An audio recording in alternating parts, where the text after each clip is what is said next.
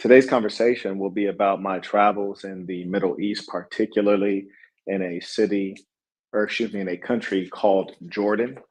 And I did everything that there is to do in Jordan, everything that is of note. I did it all first class. And regardless of going to this place with an ancient history that is referenced in all of the holy books, still, I would absolutely never, ever, ever return there on purpose. And there's a variety of reasons, and I'm going to go through all of them. During this conversation, you will have some lessons on, of course, Jordan, the country, a number of their cities and tourist experiences, but also on human nature and being sharp and human civilization and the way it evolves or devolves. So, and of course, good and evil. How could we not discuss such if we're talking through human nature? As requested, if someone who considers himself a leader would respond to my request to confirm that you can, in fact, hear the audio through these AirPods, as I would like you to have high quality audio. So I'll go ahead and wait for a number of persons to confirm that because one person is not data. One person is an opinion, a number of persons, you see, then we can call that data. Thank you very much for confirming that. I appreciate those of you who are quicker on the draw. It is appreciated. There's much to accomplish in this world. We have to get going and get after it. No slow pokes. Oh, and by the way, for those of you who would like to support the work, you can do so by using the information below. I think that you'll find this to be quite insightful. Number one, Jordan is somewhere that I'd always wanted to go to. It's not a bucket list item, but it's a place that I said, I'd very much so like to go. There's a reason for me to show up to that land. Truth is, at this point in life, I've pretty much been everywhere that I ever wanted to go, except Egypt, but increasingly less. I don't really want to go there because the Arabs and the Arab culture and the Muslim culture, yes, it's a religion, but it's really practiced as a culture, is quite low. The people are low quality and unbearable. This doesn't mean everyone. I'm not making racist statements. I'm making commentary on culture, commentary on the behaviors of certain ethnic groups, what typifies them because of culture, not because of what is in their blood. I'm not making a suggestion that anyone has inferior blood.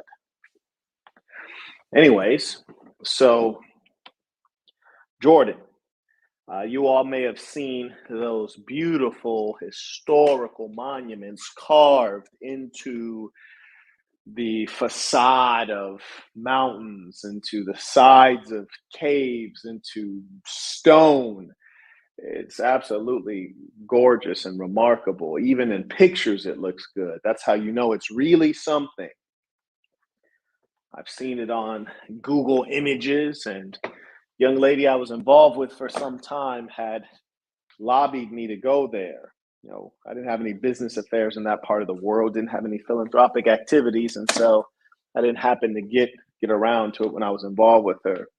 In this case, with the recent events in the Middle East, throughout the Middle East, I had some philanthropic affairs there. And me, if I engage in philanthropy, I like to show up and make sure that the money is actually going where I want it to go. And if I can, I like to hand out a little bit of money just to know that some percentage of what I'm investing in people is making it to people. That's just me, though.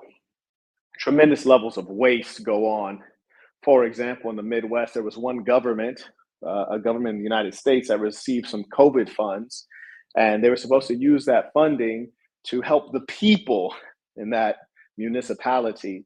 And then the fiscal year started winding down, and the federal government required them to spend all the money, or the federal government would take the money back.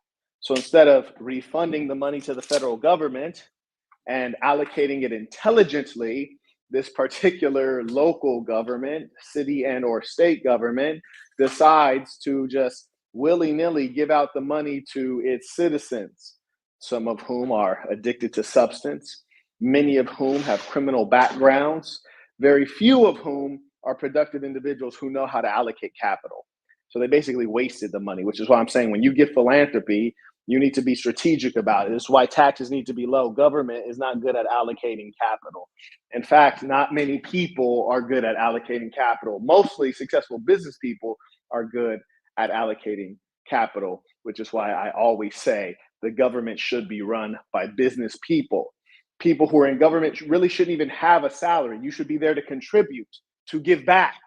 You should have already accomplished enough that people view you as a leader and a wise person, such that they want you to lead them, not to rule over them, but to lead them. And then you do that as a labor of love, to give back. But instead, we have greedy politicians. They go into office broke, and then all of a sudden they become rich. How? How do they become rich while in office? Insider trading. But anyways, staying focused on the topic of Jordan, I ended up there. I'm traveling around the world, as you know, but I ended up there largely as a result of my activities in the Middle East. And so I stopped in. I also have a friend there who's also a business partner. When I was doing business in South Korea, there are a number of people from around the world, remarkable men and women that I met. And one such person was a gentleman I visited while I was in Jordan. And truth be told, before I went to Jordan, I was very excited to get there because the three men that I knew from Jordan, um, and I'll say their names because they have very common names. You'd never be able to figure out who they are. One is Mohammed, one is Ahmed, and one is Mahmoud. So you'll never be able to figure out who they are because these people all have the same name. Anyways, Mohammed is one of the most knowledgeable individuals I've ever met in real life in my entire experience on earth. One of the most knowledgeable individuals. He knows a lot. And Malik is very polite, competent, clean cut, well spoken, articulate both in Arabic and in English, quick learner, and very much so one who has the markings of an upper class upbringing. And Mahmoud is very much so. He looks like what you would expect an Arab to look like, and he's very kind and gentle. All three of them speak, in the way that they speak, you'd think of them to be very religious. But with Muhammad, you can feel it. Like he's a real believer. He's very knowledgeable in the deen. He's also very kind. Malik, upper class guy. He speaks of religion, but I never really personally felt that from him. He kind of speaks too well of too many things. And Muhammad, very knowledgeable in the deen, also very knowledgeable in geopolitics and history, and very sincere individual. And you can tell how sincere someone is by the way they talk to you, how much time they'll spend, the way they make eye contact, the way they listen, the way they never interrupt you. Really speaks well of a person, especially of a man. And Mahmoud, he's a tech guy, very simple guy, straightforward, very much on the deen, very religious, very competent in business and tech, and ambitious as well, and focused on being successful. Really important for him to be a good provider to his family. So these are the kind of individuals that I've met when I was doing business in South Korea. They were also doing business there. They were one of several groups, entities, corporations, international corporations that were expanding their footprint there in South Korea. And so I was meeting very top of the line people. And they, of course, said, "Hey, when you come to Jordan, let us know." And we've kept in contact primarily with Mohammed, whom I had the greatest connection with. And so I always knew once I, touched down in Jordan, I'm gonna drop him a note. We're gonna link up, and kind of warm gentleman. He's gonna invite you into his home and give you the best in treatment and hosting. Anyways, I got into Jordan. Spent a few days there alone, handling, attending to my philanthropic efforts in the region. And then Kane got in town. We did a couple tourist activities. Then I was able to link up with Mohammed, who once I told him I was in the country, he was like, "Oh, tomorrow we meet, breakfast or lunch."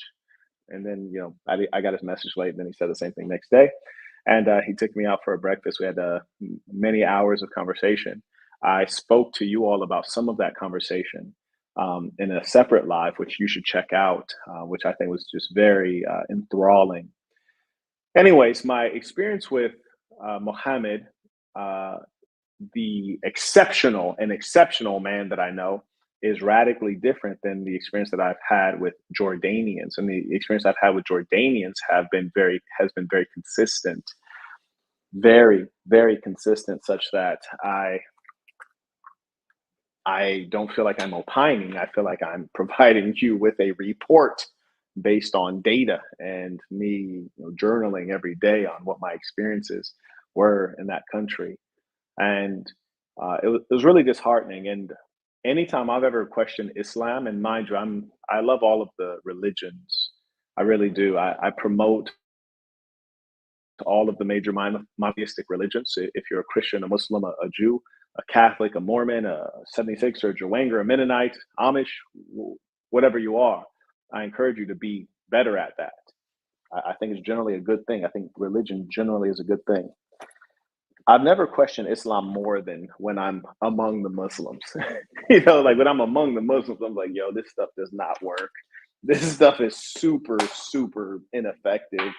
This can't be right. This can't be of God, because the behavior and conduct of the Muslims is just so consistently despicable. It just really is. And when I was in Jordan, um, I always, of course, have to center my experience in a particular land with my many travels.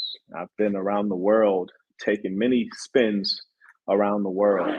And I visit the places, of course, that you all like to go to, the Mykonos, the Monaco, Dubai, all of the big fancy places, Paris, and all that good stuff. But I also visit the off the beaten path places that people really wouldn't ever consider going to, like Latvia, Albania, Ethiopia, and the list goes on. Curacao. The list goes on quite far. But anyways, when I had my experience with Jordan, it kept like sinking to the bottom of this very long list of places I've been. And historically, I've put Georgia at the bottom of the list. Georgia and India toward the bottom of the list in terms of places I just like really would like. The quality of the people is not really there on a consistent basis, um, or the quality of the country is not really there. So I love Indian people. I don't like India at all. I try to avoid it. I've been there many times. I try to avoid going into India. And then you have Jordan, which has ancient history, one of the longest inhabited cities on earth. You have the Dead Sea. You have Petra. You have, extraordinary tourist experiences deep in the desert with Bedouins. You have proximity to Jerusalem. You're on a land that is relevant in every religion. Pick one: Christianity, Islam, Judaism. You can get into the water where people believe that Jesus was baptized. It is a fascinating place that was conquered by the Romans, a country that used to be a part of a greater land. You're right there at the Ottoman Empire. You are in the intersection of so many meaningful human experiences or human narratives, and still it manages to suck. You hear me? You're like, God damn, with all of that, it still manages to suck pretty bad. Um, May I acknowledge real quick before we get going? Let us abide by our tradition, which is show love to those who show love to you. I want to acknowledge the two folks who have supported the work. Shout out to Hef. He writes, very interested in hearing what you have to say. Peace to the saints. Absolutely. And I will give you the whole truth and nothing but the truth, without any regard to the fact that I have a significant number of fans in Jordan. I think this is a valuable perspective. And what I notice consistently is that when you try to understand something online, you really get poor information. You really do. And when you try to understand something through word of mouth, you're hearing it from average people, generally people who have modest accomplishment and intellect, and as a result, you get a perspective that's not very seasoned. Um, anyways, in terms of the actual tourist experiences, you can check out my Instagram if someone would drop my Instagram, Marquett Devon. We have photo, video, documentation of the entire tourist experience. I didn't spare any expense. Everything was top of the line in that regard. And so you can see the best of what Jordan has to offer, which is decent, which is decent. There's some things that I'll have to uh, clarify, some things that you probably expect more of. And you're like, oh, that was not as impressive as it's marketed to be. But really, this is a story of the people. And the truth is that there are high cultures, there are low cultures. And I'm about to speak of a low culture. And I don't say this to deride, but rather I say this as a challenge. Anytime you hear me speak critically of Islam or Christianity, I speak that as a challenge to the Christians and to the Muslims to be better. I'm going to speak this as a challenge to the Jordanian people to be better. I do hope that this stops tourism to Jordan. I don't think that they're worthy of tourism. I think that they are quite a backward people, uh, uh, not a good people for the most part. And this is in full respect to my friends and fans in Jordan. My experience was, put it this way: when I go to a country, I'll stay there with, I always book a one-way ticket into a country. Mind you, I'm in a new country right now. I'm not in Jordan, but I'll book a one-way ticket to a country.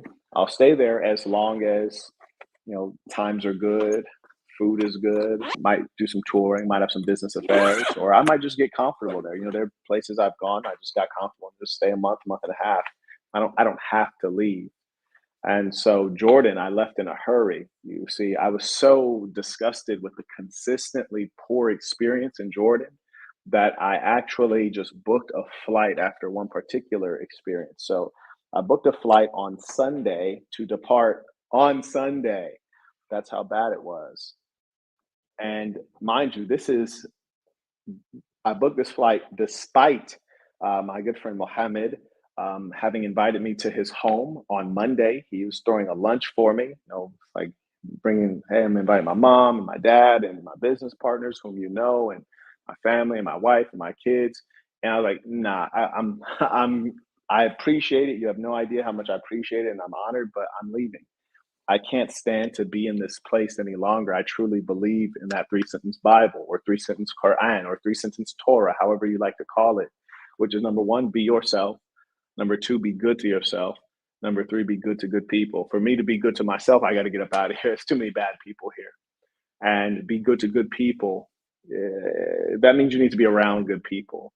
There are too many folks that are just frankly not good people in that country, excuse me. And I say that having traveled through a significant portion of the country, having done um, engaged in a lot of things from tourism to dating to philanthropy to real estate searches, looking at land.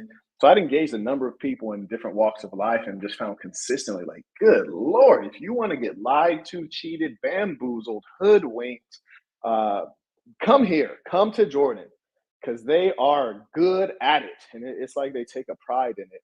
And lying and deceit actually becomes dangerous at a level. And lying and deceiving, these are some of the most wicked activities that people can engage in. And I will give you examples of what was experienced. And I want to first couch this in reminding you all that despite what you may have been taught by those preaching from the pulpit, uh, the devil is not a mythical creature with red horns that's somewhere below the earth in a fiery pit. Undoubtedly, the devil walks among us every day. There are devils among us. They're the wicked among us who deceive, they lie, they cheat, they make our experience on earth unpleasant. That's what the devil is. They do wrong, they're hurtful, they harm, they have no conscience, they have no remorse, they live in low ways. And I observe this on a consistent basis. So, trying to rewind my mind to get around the whole thing.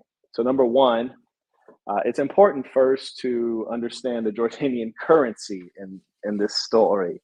So the Jordanian currency is quite strong. It is one Jordanian dinar will get you 1.4 US dollars. It's a very strong currency, which does not reflect the quality of the economy. The economy is not strong. It's sound, but it is not strong. Those are different things. Jordan, I believe, deals in phosphates and uranium and probably other things. Certainly, they export people. And in certain situations, you have brain drain. Yes, the best of your country, they leave the country to find better opportunities. But let me tell you something. Let me put it in a way that you may not have heard it put before. Being low IQ, not intelligent, that is evil. Marquette, what? Yes, that's correct, ladies and saints. Having low intelligence is evil. If you are unintelligent, you are a foolish person. You are likely to make bad decisions. Your bad decisions will adversely impact others. So, yes, being foolish, low IQ, generally, these are persons who can be rightly categorized as evil because they do things that lead to negative outcomes in the society. They're not good at making decisions, and in the worst cases, they're not willing to follow directions. Also, sometimes you have trouble separating out, is this girl unintelligent or is she crazy? Doesn't matter. Hard to separate them out. Just know that you don't want to deal with this kind of person. Women can get by much easier having low morals and low intelligence. Men, we get sniffed out really quickly and marginalized, generally speaking. But as I was referencing brain drain, you have the increasing majority of the society is suffering from low IQ, and there's a lack of morality. This happens in many places, like, for example, in Haiti. In Haiti, you have a lot of the intelligent Haitians, the educated Haitians, they leave. They seek better opportunity. They become a physician in the United States of America. They go and study in France and stay there.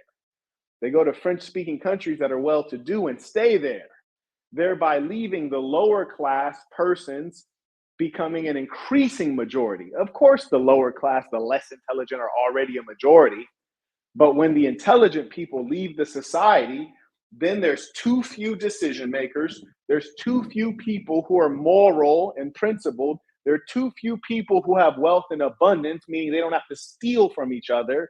There are too few people to guide the society. So the society completely starts to degrade and decay and lower. This is what would constitute a low culture. In a place like the United States, the United Kingdom, the intelligent people here, they stay. The intelligent people in the United Kingdom, they stay, thereby stabilizing the economy, providing for intellectual diversity, and generally the intelligent people become the rulers in this society. And so the common person, even though the common person might not be a good person, the common person is kept in check because the intelligent people who have the ability to be moral, that doesn't guarantee that they're moral, they have the ability to be moral. What I mean is that they can understand right from wrong. They can comprehend the difference between good and evil, which becomes increasingly difficult in our day. It's difficult to understand good and evil in our day. For example, today, if you're looking at a nude photograph of a stranger and you're in a relationship, is that infidelity? Something you never have to consider 300 years ago in a romantic relationship. You don't have to consider looking at an image of a woman's body that is not, in fact, the woman's body. It is merely a representation, which is false. It is not the real thing. So morality has to be redefined as time goes on. The challenge is that our sacred text, our Bible, our Torah, our Quran, clearly are not up to the task, with all due respect. Marquette, why do you say that? You go through the Islamic world. Consistently, you'll see that they like to smoke. Not only cigarettes, they also like to smoke shisha or hookah. Is that good for you? No, it's not good for you. Well, then why would people who claim to be devout Muslims do something like that that is not good for you? Maybe it's the Quran. Maybe it's their black heart. Maybe it's the lack of leadership. I often remind you, things need leadership. Families need leaders. Corporations need CEOs. Football teams need coaches or captains. You see, it is a falsehood It's amazing. My bag got checked 2 different times. Yes, my bag was searched in the Middle Eastern country I left, and then searched in the next country that I arrived in. And then when I was leaving, customs gave me an extra search. Yes, ladies and saints, things are very peculiar. And these people are so low down, dirty, and sloppy that even when they don't leave a note, which they're supposed to, I can still tell that they went through my stuff because I'm a neat person and they are a filthy robot operating on behalf of a wicked government. But, anyways, you have a significant portion of that population there in Jordan, and this occurs in other places too, who are low income, low class, low intelligence, and as a result, their way of thinking becomes the standard. And when their way of thinking becomes the standard, it's very hard to define right and wrong, good and bad, left and right. I'll give you an example. Oh, and remember, I'd mentioned that the dinar is very strong against the dollar. That's remarkable. It's not terribly unique in the context of the Middle East. The Middle East has some currencies that are quite strong. But here's why it's important. You'll understand shortly. Number one, just all of my curses go to the Western governments for their evil, for their deception, for their genocidal nature, for their fooling of their own people, and their attempts to fool the entire world. The American government steals from you, steals from me, steals from all of us every time they print money with no regard for our savings. When they print money and cause inflation, not only are products more expensive as are services, but your savings have less value. So if you are a hardworking man or woman, it's almost like, I wouldn't say you're wasting your time, but your time's not being valued at the same level. Let us say that. That is the truth of the matter. Now understand this. The dinar is strong against the dollar. They did the intelligent thing and pegged their currency to the dollar. In this case, it's stronger than the dollar. And as a result, that could make things more expensive in their country. It definitely makes it harder to export for them. And they don't have a ton to export any damn ways. They don't have oil like their Middle Eastern brothers and the Gulf states. But what happens with currency that is very strong and a society that has access to social media and becomes increasingly, impressed with wealth, impressed with decadence, impressed with the Western lifestyle, the opulence that they see from the Khaliji, which is to say the imbeciles coming out of Saudi, United Arab Emirates, and all of these places, people who really have not earned their wealth in any remarkable way. They were blessed with the resources in the earth that they couldn't even extract themselves. They had to pay Western European companies to come in and extract the wealth, and then they take a percentage of the wealth, and then they do foolish things.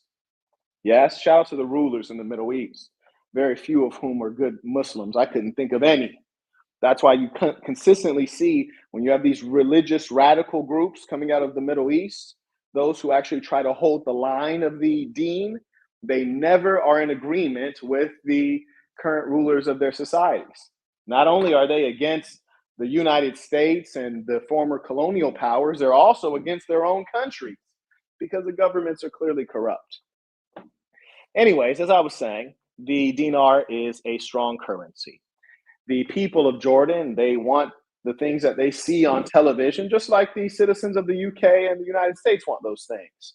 Those things are farther out of reach for these individuals in Jordan because they have less education, they have less opportunity because they're in a less dynamic economy. And most of them, truth be told, are lazy and incompetent. That is the fact of the matter. This is not to suggest that Americans aren't lazy and incompetent because they are as well, but they have a better opportunity within their large dynamic economy. And some of the Americans, particularly the white Americans, they have what's called primitive accumulation, which is what Karl Marx would call it, which is an advantage. I'm not saying it's fair or unfair. It doesn't matter. I'm just saying it is there. And I tell you what, if I had it, I'd use it and I wouldn't return it either. But anyways, so what happens is you have tourists come into a place like Jordan. Not very frequently. You see, most people, when they hear the name Jordan, they think of sneakers or a bald head black guy. They don't think of a country with an ancient history. But every now and then you have tourists come through, or you have business people from the West come through, or you have people who are from that land or region will come in and they will, spend some money. And to extort you, the tourist or the foreigner, they have many tactics and techniques. One is classic. You observe it all over the world. It's overcharging. Now, you might say, Marquette, you're a proper capitalist. What do you mean overcharging? If the person's willing to pay, go ahead and charge them that. Well, at some level, that's reasonable. And it's, in fact, good business to try to get the highest price possible. But at a certain level, it becomes extortion. At another level, the way they do it, it's dishonest. And most importantly, it's destructive to the overall business structure. Yes, it's destructive. I'll explain why to the individual and also to the business structure. So, for example, my good fortune is that, in line with what the Master Sun Tzu suggests, which is that when you come to a foreign land, you should avail yourself to local guides. So use a local guide, use someone who knows the lay of the land before you are to walk the land. And so I reached out to Mohammed. I said, hey, I got a couple of things I need to achieve in this land, this, and this. What can you help me with? And he says, okay, let us break bread and we'll discuss. And for your touring, I have a couple of people I want to recommend that I know personally. He pulls them up on WhatsApp. He calls me. He says, hey, guys, I got a friend. He's a good guy. He's this, he's that. It's a couple of things I'm not going to name, but he says he's this, he's that, he does this. Take good care of him. Like, make sure that everyone he engages with understands who he is. Give him good prices. Make sure you get the good price. Don't let anyone cheat him. Don't let anything happen. Take care of this guy. And so he says, okay, so we have two options for a driver for your time that you're here, whatever you want to do, be it business or tourism. And, here are the prices for each one. So the first one, they named a price that I thought was high, right? I didn't say this. I'm just hearing out the prices, right?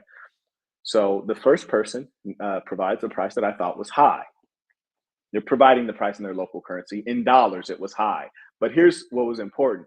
If I was doing the same activity in the United States, I would still think the price was high, the first one. So that lets you know it's really high. You have people in a backward economy naming prices that would be expensive in the American economy. Then the second person names their price and it's even higher. But here's a funny thing with the second person. Before they named their price, they were engaging me on WhatsApp and they said, hey, what hotel are you staying at? And I knew that was an attempt by them to estimate my pocketbook so that they could adjust their price upward or closer to market. And so I didn't tell them what hotel I was staying at. I told them a different hotel name because, in fact, I was staying at the most expensive hotel there, and certainly that wouldn't be advantageous. So they asked me, what hotel are you staying at? I knew where they were going with this from experience. I tell them like a mid-tier hotel. And then right after that, he says, okay, well, this is the price. Now, mind you, that shouldn't have anything to do with the hotel. You actually don't even need to know what hotel I'm staying at. Again, I tell you, stupidity is an evil, and one of the worst aspects of low IQ or being not very intelligent is that cannot fool people who are more intelligent than you are, which is why I always advise you guys not to lie. And if you must lie, you must do it strategically. If you get the Book of Dark Truths, I actually go through and explain how to lie if you must, but I advise that you avoid it. So anyways, the second guy gives me a price that was astronomical. I mean, it was utterly ridiculous. And at which point I said to myself, I could find my own driver at a better price, no doubt. I actually, when one of the homies and I was out and about, we slid on some females, and the females end up trying to hook us up with like a driver and a tour guide. And this is again another thing to understand about the Jordanian culture is that everyone's wheeling and dealing and trying to make a profit, and really there's nothing wrong with making a profit, but there's much wrong with deceit and lying. And so the females, they'll try to give you a romance scam. The guys, they'll try to give you a friendship scam, like, oh, I'm your best buddy, like, we're cool, trust me, I'm honest. Now these guys, hey, trust me, I'll take care of you, let's have fun. Even to the point where they're like, hey, yeah, I'll go to the Red Sea with you, I'll go to the Dead Sea with you, I'll go camping with you, and you don't have to pay me anything. It's cheap for Jordanians, or it's free for Jordanians to enter these things. So I'll go with you, and I can hire a guy to drive us around, or I can drive us around, whatever you want.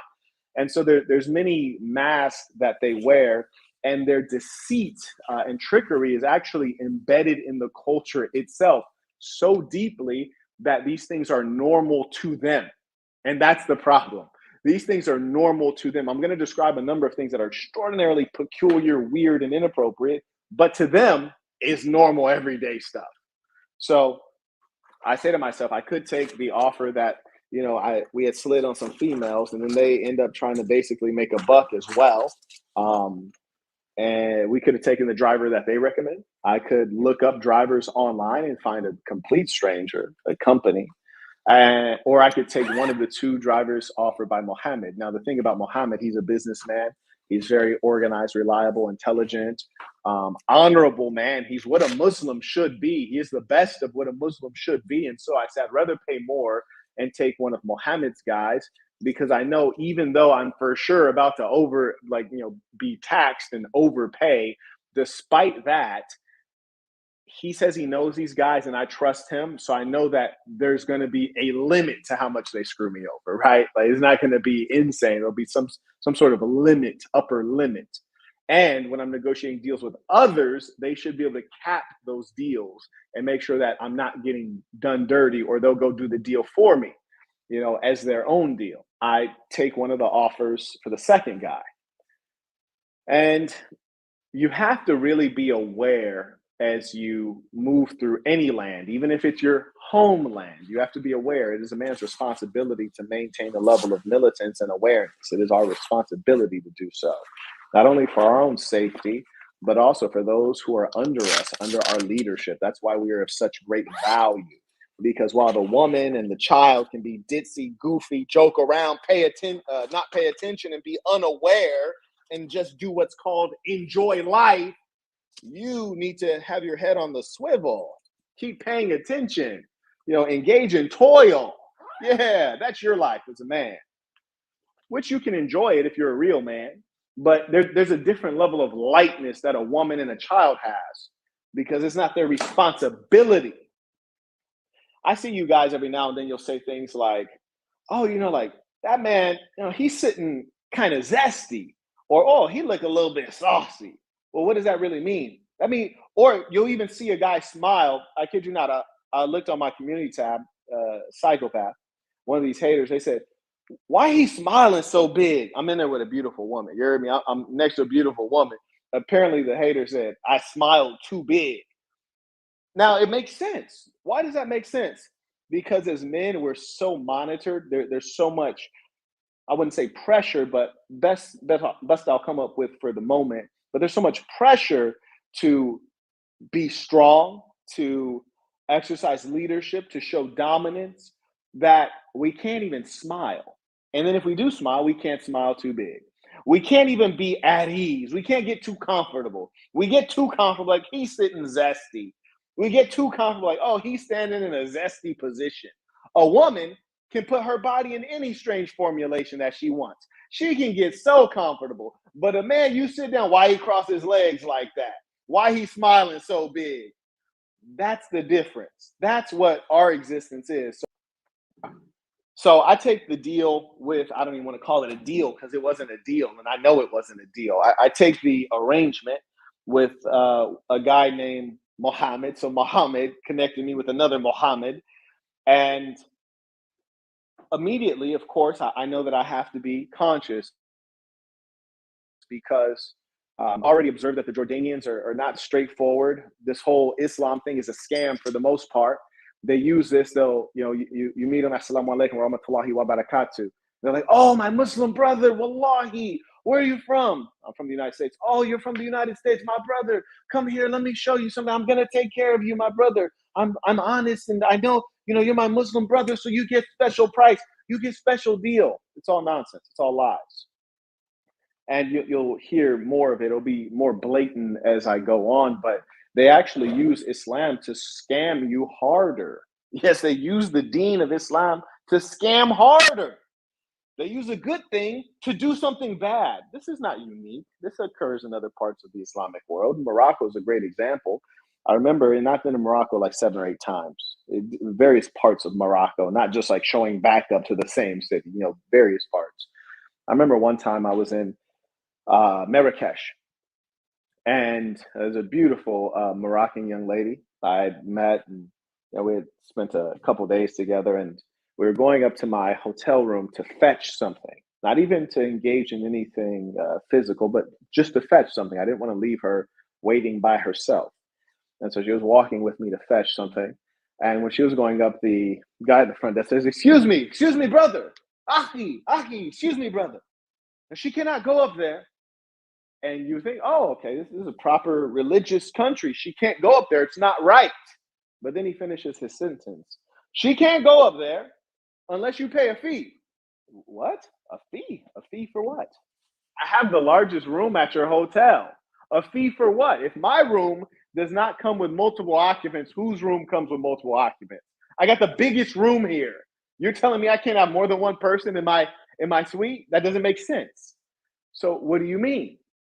He says, well, we charge a fee for multiple occupants. I say, I have multiple beds in my suite. It has multiple bedrooms. So why would you charge me a fee? I could understand if I'm asking you to roll out a foldable bed or I'm trying to use the couch as a bed. I was like, I have a suite with multiple bedrooms. He says, yeah, I understand. But if it's not someone that you came with or that's in your family, if it's a new person, a woman in particular, you need to pay a fee. I said, okay, well, what's the fee? He said, oh, the fee is this many dirham. I said, okay. And knowing that this was a scam, I pull out my bank card because I just wanted to be sure that this is a scam. Because if this is a policy of the Waldorf Astoria, or if this is a policy of the Kempinski Hotel, or the fill in the blank, the Mandarin Oriental, then surely I can just swipe my card the same way I swipe my card to establish the reservation. So I pull out my card. He said, "Oh no, brother, you have to pay this in cash." I say, no, I'm a foreigner in this land. I don't have any of your cash. In fact, I don't even have any cash from my own country. I paid for my reservation with my credit card. So I must pay for this fee with my credit card. So would you mind just going ahead and, writing up this fee that you guys have and give me a receipt for it?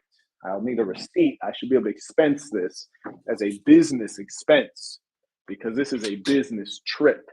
If you guys can also confirm that you can still hear me right now, as I'm quite a ways away from the screen. So then he says, oh, I'm sorry, brother. Like, is there any way you can go to the ATM? You can't go to the ATM?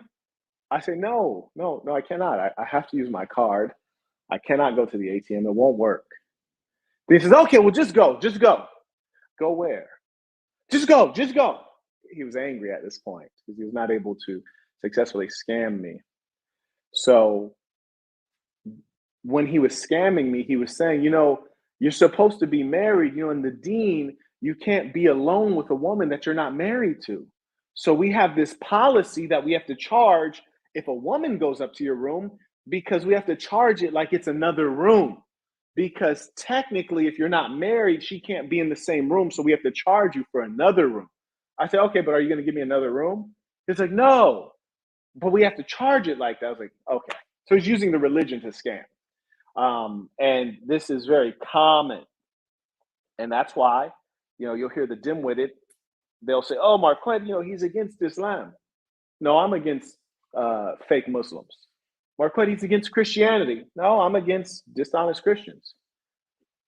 Marquett, he's against this and that. No, I just want you guys to be honorable and do things the right way. That's it. And I won't yield to your lies. That's all that is. So anyways, I take this deal with this Mohammed fellow.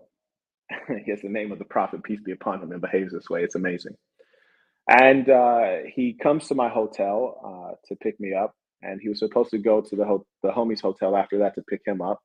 The homie had showed up to my hotel, so we both get into the car. And then we start driving to our first destination.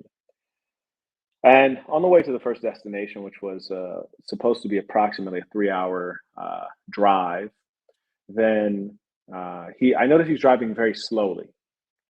And I'm looking to the left and looking to the right, and every other car on the freeway is passing us fast, like 16-wheelers and everything, Kia Rios, everything. And I'm just asking myself, like, why is he driving so slowly? This is not an Uber ride wherein he would be compensated based on the length of the time spent. It's a longer trip, or a trip with a longer route would compensate him better. But we've negotiated a flat rate, which is paying him a handsome amount. Why is he driving so slowly? I just couldn't understand. But No, admittedly, I do want him to be comfortable. He's the driver, not me. I don't want to be a backseat driver. I don't want to dictate to him. He's the professional driver. This is his job, his business, not my job, not my expertise. Though I do drive automobiles, and I'd say competently so. So, anyways, he's driving super slow. And, I've definitely been in a position where I didn't want to attract the attention of the police. So, anyways, he continues on driving slow as heck. And then eventually, and mind you, when this computer cuts off, I think that's it. Somehow I brought five adapters. Okay, there's the one I need. There we go. But anyways, we're driving super slow, and I'm suspicious of it because it just doesn't add up. Especially the fact that people who drive for a living, usually like cabbies, taxi drivers, they're trying to get to where they need to be because once they do that, then they can go pick someone else up and make more money, or they just drive for a living. So they tend to have less fear because they have more experience, more practice. They're good at it, in other words. If, anyways, we're driving slowly, noticeably so. And eventually, all of a sudden, the tire blows out. And my first thought is, that's curious. I wonder, was that authentic? Like, did that tire blow out because it was supposed to blow out? Like, was that pre-planned? Did the tire blow out because you have old tires that are in disrepair and you just didn't want to fork up the money to pay for the tire? I'm just really curious as to why the tire blew out. Didn't appear to be anything in the road. I looked behind us after it blew out. No one else's tire blew out. Everyone else is driving really fast. And apparently there's no AAA. So, anyways, the tire blows out, and myself, I always like to stay in good spirits. And when something seems to be going wrong, I know that this is the time for a hero. This is when my personality, who I actually am, is most needed and most rewarded. And what I mean by that is when everyone else panics, I'm saying in my mind, fantastic. This is an opportunity for me to shine. Everyone else is going to panic. I'm going to be calm. Everyone else is going to be frustrated. I'm going to be cool and lighthearted and comical. We can get this done. So, anyways, tire goes out. Give me a second.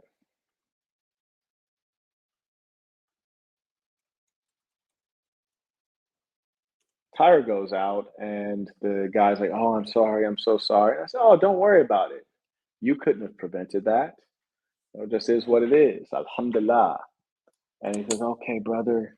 And then instead of doing the quickest thing possible to get us back on the road, he does the thing that is best for him, the thing that is going to maintain his profits the most. So instead of calling a service to come deal with the matter, instead of, because we were at that point we were like an hour and a half, 2 hours out from Amman. So instead of getting a local repair person to bring a tire, fix the tire, come patch it up, he has a family member drive an hour and a half from Amman who can drive for free and come bring a tire, and then we get it put on. And so he basically takes an hour and a half to 2 hours out of the trip to do something that's going to save him money, so he doesn't lose too much profitability, which I, of course, take note of. And there's only so much you can do because when you're in a foreign country, you don't know if they have AAA, and in most cases, if you're not in a developed nation, and most nations are not developed, yes, most nations are not, then you don't know what is what. You don't know what's real. You really are at the mercy of other people. So you hope that they're honest and you hope that they're kind. Mostly they're not, right? And that's why you got to stay sharp. So I'm observing his nature and his decision making. So he basically calls up Cuzzo to bring a tire, from like an old car that nobody uses, and bring it at no cost. When really he could have, we were close enough to the other, to our destination, that we could have taken an Uber or a Kareem or any of these driving services, but he didn't want to have to pay for that because that's going to come out of what we're paying him, right? Okay. So these things I'm observing. And the whole time I don't complain, I just observe. Give me a second.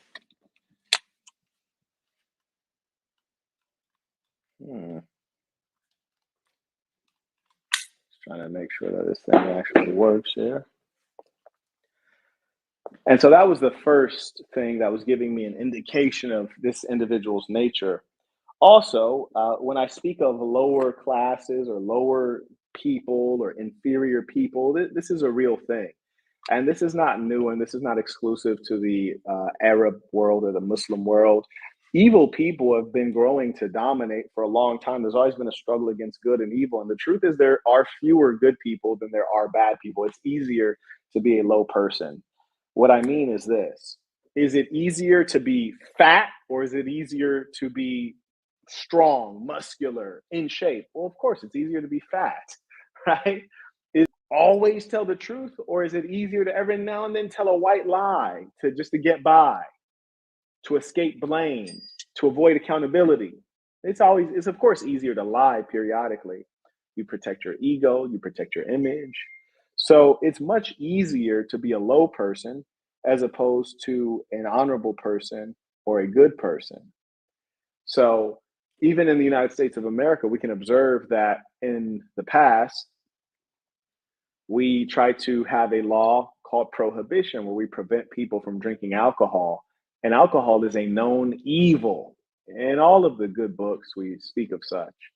But the American populace was like, nah, we need this alcohol. It's critical for us. We ain't giving it up. Matter of fact, we will allow gangsters to become rich based on our insatiable thirst for alcohol and all things hedonistic. We will allow Al Capones to become wealthy bootleggers. We will allow John F. Kennedy and his family, his father, to become, legitimate bootleggers. I say legitimate in as much as apparently the law, you've used them as A-OK, because they not only did they not go to jail, they also became the government. So that shows you that the wicked are the majority. And we have to be mindful of that and always try our best to be surrounded by good people we can trust, avoid being around people who are negative people, who are wicked people. And when we deal with them effectively. And please always remember, and I'll repeat this endlessly, and I mean it every time I say it, you can never defeat someone unless you are willing to be more ruthless than they. If you're not willing to do that, you'll always lose to them. A great example you can observe right this moment in geopolitics is Israel. Yes, Israel is winning because they're no holds barred. You see, they are saying, hey, we're going to win at all costs. And you know what? Because we view ourselves as all Jewish of the same people, and we view you guys as others, we're willing to do anything to you and have no guilt. So it's very easy for us to behave ruthlessly. Whereas on the other side, man, they kumbaya. They're singing, they're marching. Remind me of the Black Americans. You heard me? They remind me of the Black Americans and their weak and futile efforts. And that's why they're taking an L. Look at the small population of Israel. It's quite insignificant. Look at the huge populations surrounding them. On the opposite side, that is the Arabs and the Muslims. Look at the population of Egypt. Then add that together with the population of Jordan, the population of Lebanon, the population of Iran, the population of Saudi Arabia, the population of Oman, the population of Lebanon, the population of Oman, Yemen, Morocco, Tunisia, Mauritania. I can go on. Or if you want to go Muslim, look at the population of Indonesia. Is that the fifth largest population in the world? I don't know, but it's big. I think they got 1 billion people, right? And you also got Muslims in India. Point is, there's no way that the Ummah, which is a term that means Muslims together as a big family, there's no way they should be losing to anyone. Certainly not the likes of a miniature country called Israel, which is younger than my grandmother, which means that they've had less time to create institutions. They've had less time to build a proper military. They've had less time to do everything. But they're still winning. Oh, let me never be in such a low position as to lose to my inferiors. Let me never be in such a position. Anyways, let me go ahead and take a pause for the cause. Looks like we might actually almost have this computer getting charged. Almost. There we go. Subhanallah. Take a pause for the cause. Shout out to Philip. He writes, "Peace of Saints. Great news. I finally found my purpose, Saint." Okay, that does sound like good news. Going to have to schedule a consultation with you to figure out my next steps. Okay, it sounds like you're serious. That's good. Getting serious is great. For those of you who also are serious, you can book a consultation at thesassin.com. That's THESASN.com. My time is scarce. You'd be smarter to book it sooner. He writes, handling family business right now, but we'll catch the replay. Side note.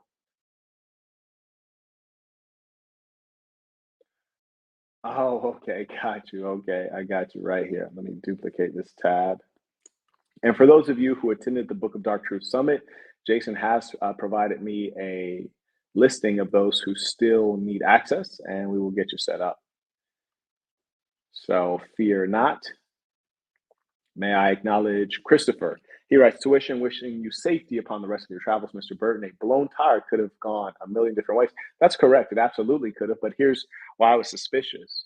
You see, we did get a blown out tire, but up to that point, we were driving very slowly, as though we almost anticipated the blown out tire. It was kind of weird. Like we're driving so slowly that a blown out tire is not even like a scary thing at that rate of speed, that low rate of speed. That's the weird part.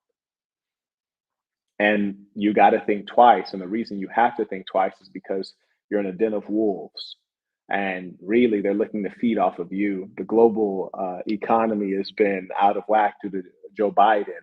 They're, in fact, in a retrograde economy that is not a dynamic economy. They have a large population of persons who are undereducated and certainly have no character education. And so these persons make their daily bread based on you being their bread.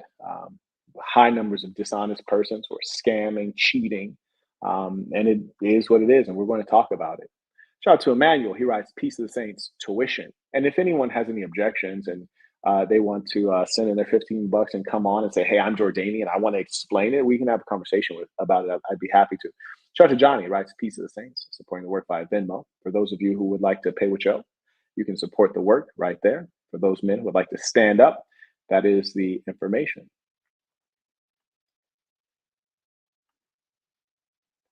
Okay.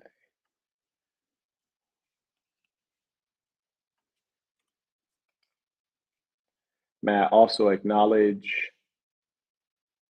Elijah, who just became a member at thesassin.com. That's THESASN.com. So, one thing, I went in knowing that I was among enemies, and as a result, I kept like extremely vigilant. So tire gets blown out, and eventually his cousin comes and brings not a new tire, but a used tire off of an old car that they don't use, and then they get the tire installed. And then we get back on our way after they've taken like an hour and a half to 2 hours out of the schedule. Why is this important? Because we were going to Petra, which is an ancient town, meaning that there's no street lights in Petra, right? So there's no street lights. You really can't see it after sunset.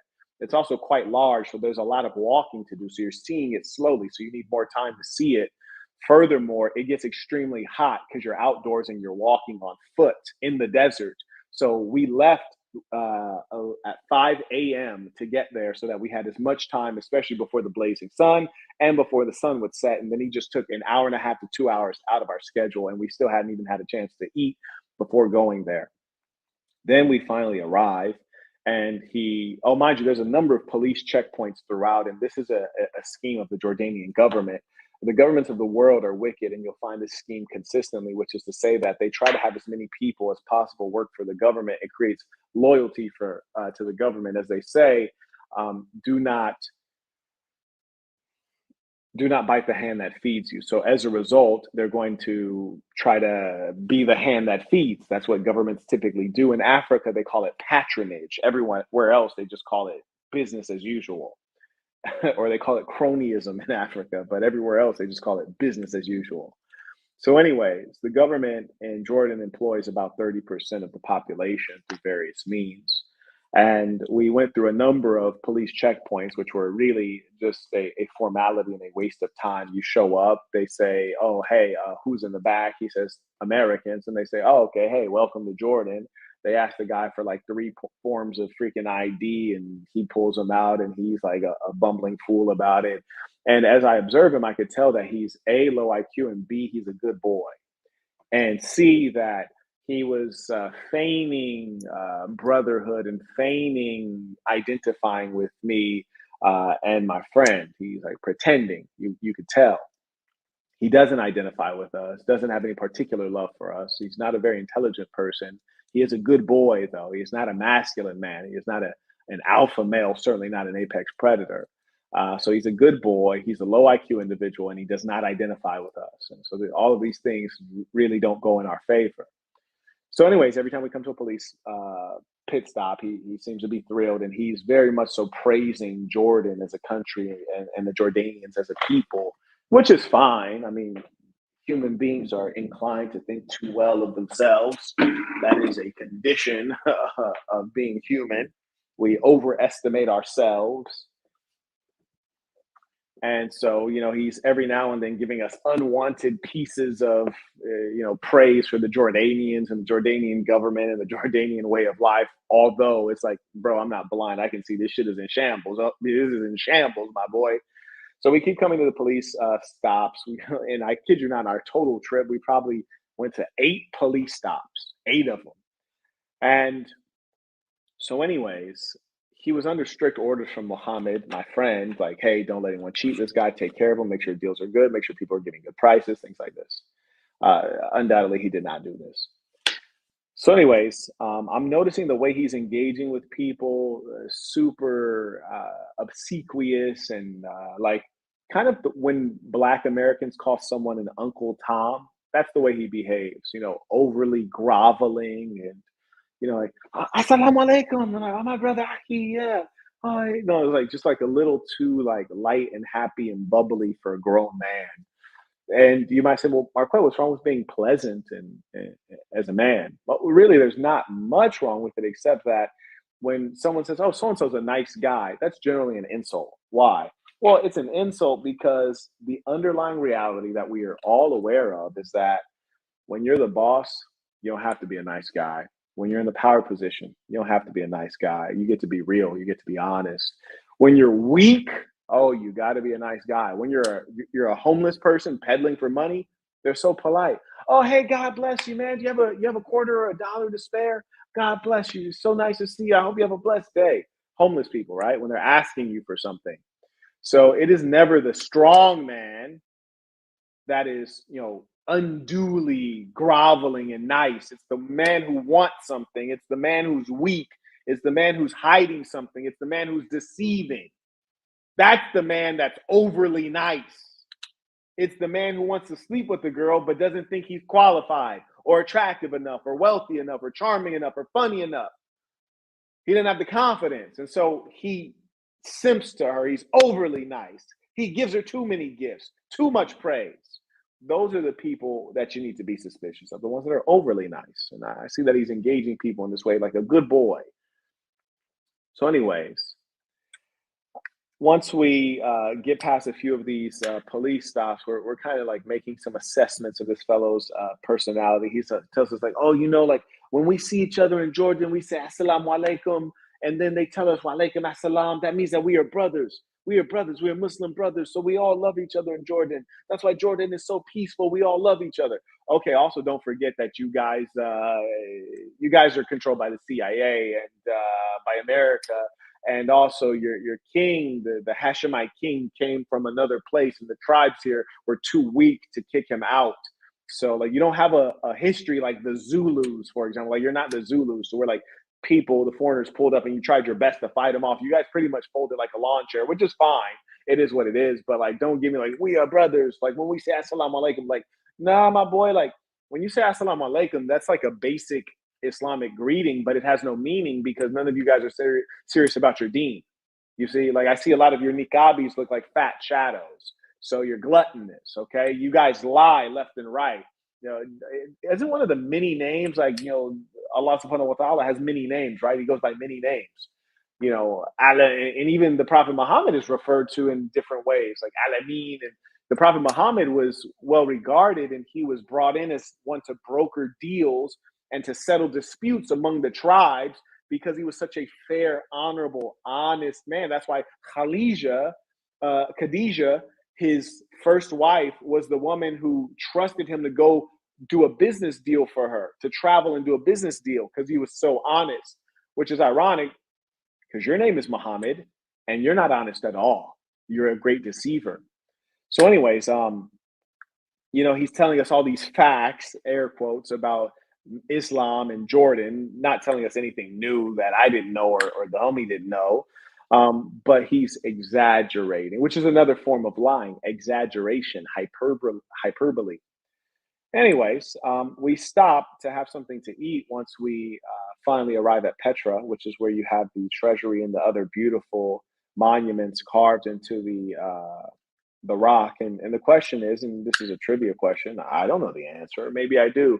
Did the Jordanians are they the people, or the current set of Jordanians, or are they the civilization responsible for the carvings of the treasury? Are they the civilization that's responsible for the ruins that we visit, whether it's the Roman Colosseum or the Roman theater? Are they the ones responsible for that? Somebody let me know. Anyways, so we get there and we need to eat before we go in. So we stop at a restaurant that he recommends, and the restaurant is quite far from, on foot. It's quite far from Petra, probably about an hour and a half walk. We come out of the restaurant, going back to the car. And he says, "Oh no, I can't drive down there. You have to walk down there." Word?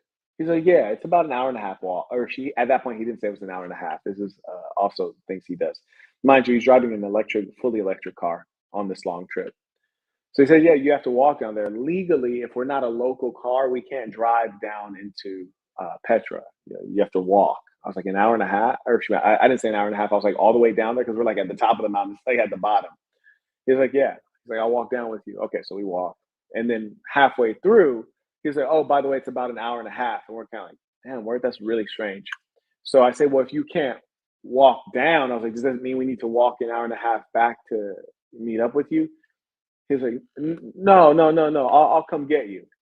What? Okay. Long story short, we walk the hour and a half. We get there. There's like an "I love Petra" sign. He's not even smart enough to try to work up a tip, like earn a tip, for example, rather than just beg for one. To say, "Oh, you guys are tourists. There's a sign that says 'I love Petra.' You probably both want to be in the sign together, friends, traveling." He's like, "Okay, bye." Leaves. We go into the area, and they're charging 50 dinar, which is very expensive. 50 dinar is approximately, let me give you I'm not going to approximate, there's no need. I'll give you the exact amount. That's 50 dinar.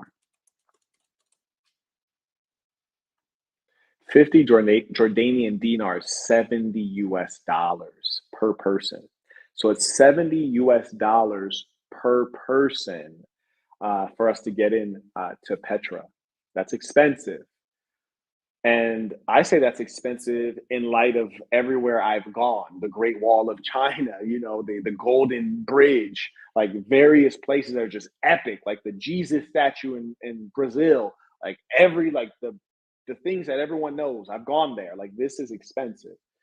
So, anyways, um, we walk in, and the first thing we see is an information desk, and there's a hijabi there. A hijabi, which is a symbol of the Islamic religion. She's supposed to be a modest woman. Mashallah, right?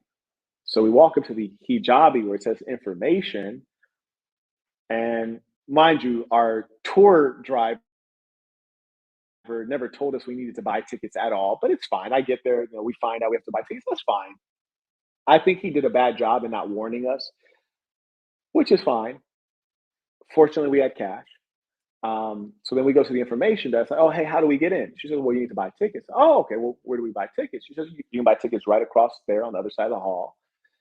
But I just want to let you know, if you want to do a tour, you'd be wise to like set it up right now. We can do a tour for English speaking tour for an hour, like this kind of English speaking tour. We do a group English speaking tour for this amount of money. We can do an individual English speaking tour for this amount of money." This is really important. The hijabi at the information desk selling us tours. Do a group tour, cost this much. You do individual tours, just you guys, cost this much. Now, mind you, all the prices are astronomical. This isn't a country where the per capita, or the monthly income is like, what, like $600, something like that? Let me see. Let's see. Monthly, and this is important. Remember this. Income, Jordan. In Jordan, they make about 600 Jordanian dinars per month, which is about 850 US dollars. That's what they make per month. And we always know the true income, monthly income, is always overestimated by government. Always, always. Government will never have accurate statistics because you'll always have a number of employers paying people cash under the table. You have immigrant workforces, you have scabs, you have a lot of things. But, anyways, so they get about $800, 850 US dollars per month is a typical income in Jordan. Okay, cool. We walked up to the lady where it says information that she's a religious Muslim woman wearing a hijab, and she tells us about all these tours we can buy. Then we go over to buy the tickets, which are about 70 US dollars per person, which is expensive.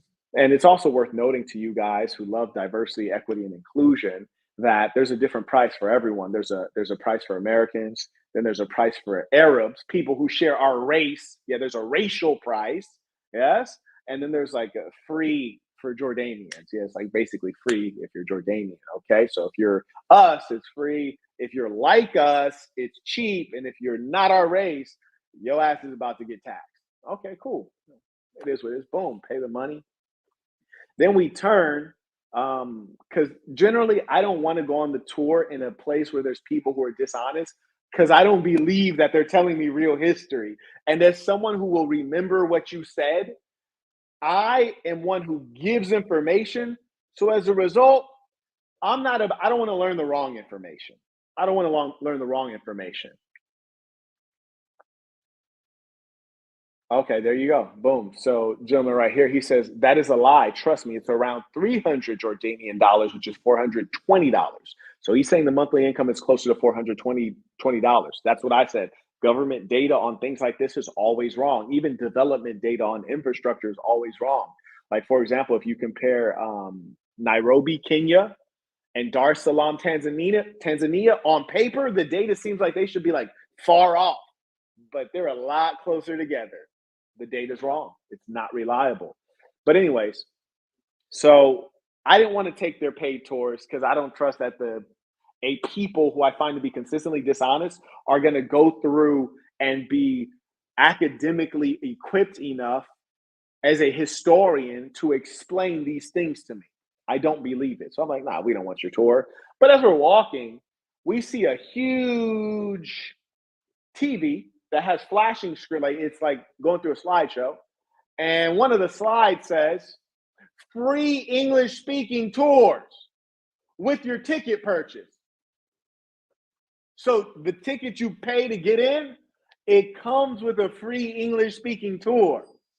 So what I'm telling you guys is that religious Muslim woman at the front who worked for the government, sitting under a sign that says information, sitting behind that booth, standing next to some security guards, and told us how we could pay for all these English speaking tours, tried to charge us for something that's free with the ticket. Why is that important? It's important because it's one thing for someone who doesn't work for the government or the tourism board or tourism body of the government. It's if it's just like a random petty hustler. Shout out to those who know, you dig? If it's a random petty hustler who's just like, hey man, I can give you a tour for this amount of money. Fantastic. But if it's somebody in uniform with a badge on that works for the Jordanian government cheating me while standing next to the goddamn security, that's a problem. It's huge levels of corruption within the organization that is condoned, especially when it's against non-Jordanians, non-Arabs.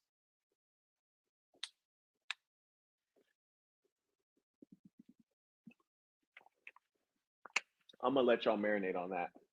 I'm gonna let y'all marinate for a little bit on that one. Shout out to Robert, writes support tuition. I also acknowledge Brian. He writes, people from my country are also so twisted that the police set up random checkpoints. Yep. If you are not from there, they will stop you and search everything you have. If you are familiar with these checkpoints, then you know that all they want for you to slide is a few bucks. That's correct. That's correct. And that's not uncommon in certain parts of Mexico. You hear me? Yeah, I've been getting shook down in Mexico since I was 15 years old in TJ. You heard me? Yeah, hustling though. hustling. And it was an institution there. You already know how much the shakedown is. You dig? They don't even need to mess with you. They don't even need to play games. As soon as they pull you over, you're like, here you go. Okay, amigo. Right? It's hard. You already know what it is. I prefer that. You dig? I prefer that. But anyways, they like to play games in Jordan. So you got the religious hijabi woman in a religion that prizes honesty, lying, selling me something that's free. I'm her Muslim brother, though. I'm your Muslim brother. Stop it. So then we're walking around, and two guys walk up to us in blue shirts with a badge on, and I'm a very careful person. I'm like trying to read the badge. He starts talking like, "Oh, hey, included is a horse ride just to the entrance to the six gates, but it's actually quite long, and we can show you a private tour. We can show you something secret passageway and show you like the Indiana Jones scenes." And I'm over like, bro, like I'm not that old. I don't know what the ain't nobody watched Indiana Jones. Like, nigga, like I had to be like 50 years old to have watched Indiana Jones. Like you telling me about like a 30-year-old movie, bro? Like, come on, stop it. Like I don't care about that. Moreover, why are you offering me the opportunity to watch something interesting from far away when I could actually just go up close to it? Like, stop it. You're weird, bro. I was like I got the map. The map comes free with my ticket. Like, we'll just walk through. It's like, no. But like, let me tell you, you can do this and you can do that. And well, okay, well, at least take the free horse ride that comes with it, and I'll do the free horse ride here. Like I work for the Jordanian tourism board. Looking at this badge, like this shit look hella unofficial. Well, it's not unusual that things look unofficial in the developing world. That's not unusual, right? So you can't be suspicious just because of that. A lot of things look unofficial. Hell, you'll be in the airport and people won't be wearing uniforms, right? So, anyways, I was looking at that. I was like, nah, that seemed rather unofficial. So then, as we're walking out, he's babbling. Another guy comes up with him wearing the same outfit, babbling. And there's something about his face. In his face, I can see that there's no goodness there. There's no honesty. I turned to the homie and I said, you know what? I don't trust his face. I don't trust. And he's telling us, he was like, hey, once you walk through this part, just walk through the entrance, people are going to come up to you and they're going to tell you that they do the horse ride, but don't do it. That's not the right people. I'm the right one. Don't do it with them. I'm going to come around and I'll meet you right after you walk past them. So just don't do it with them. Just walk straight through them. Don't listen to them. They're scamming. Don't do it. I was like, all right, for sure. So then we go through, get our tickets scanned, and then as soon as we walk out, you guys walk up like, hey, you want to take your horse ride to the gates? It's free. It's free. It's free. I said, yeah, sure. So I do the opposite of what he said, and I know that they're all scammers. That's the sad part. You're not trying to figure out like, okay, well, who's honest here? It's more so like you're all scammers, and I have to play defense and offense against every last one of you. Okay. So I take the horse ride with him. As soon as we start, get like 10 seconds on the horse, then we see the other guy like, well, it's like, oh, bro, like you actually don't work for the government. Your badge is a fake badge, and you have your own horse. And the reason that the government has included this free horse ride is a part of an additional scam that is very strong in Jordan, which is to say they'll give you something for low cost or no cost, but there's a huge cost. There's a huge expectation, low cost or no cost. So the horse ride is a scam itself because you're riding the horse, but there's a person holding the reins. So they're walking, which means that you're going at a walking pace, not a horse's gallop. So you're going extremely slowly, such that you might as well just walk, number one.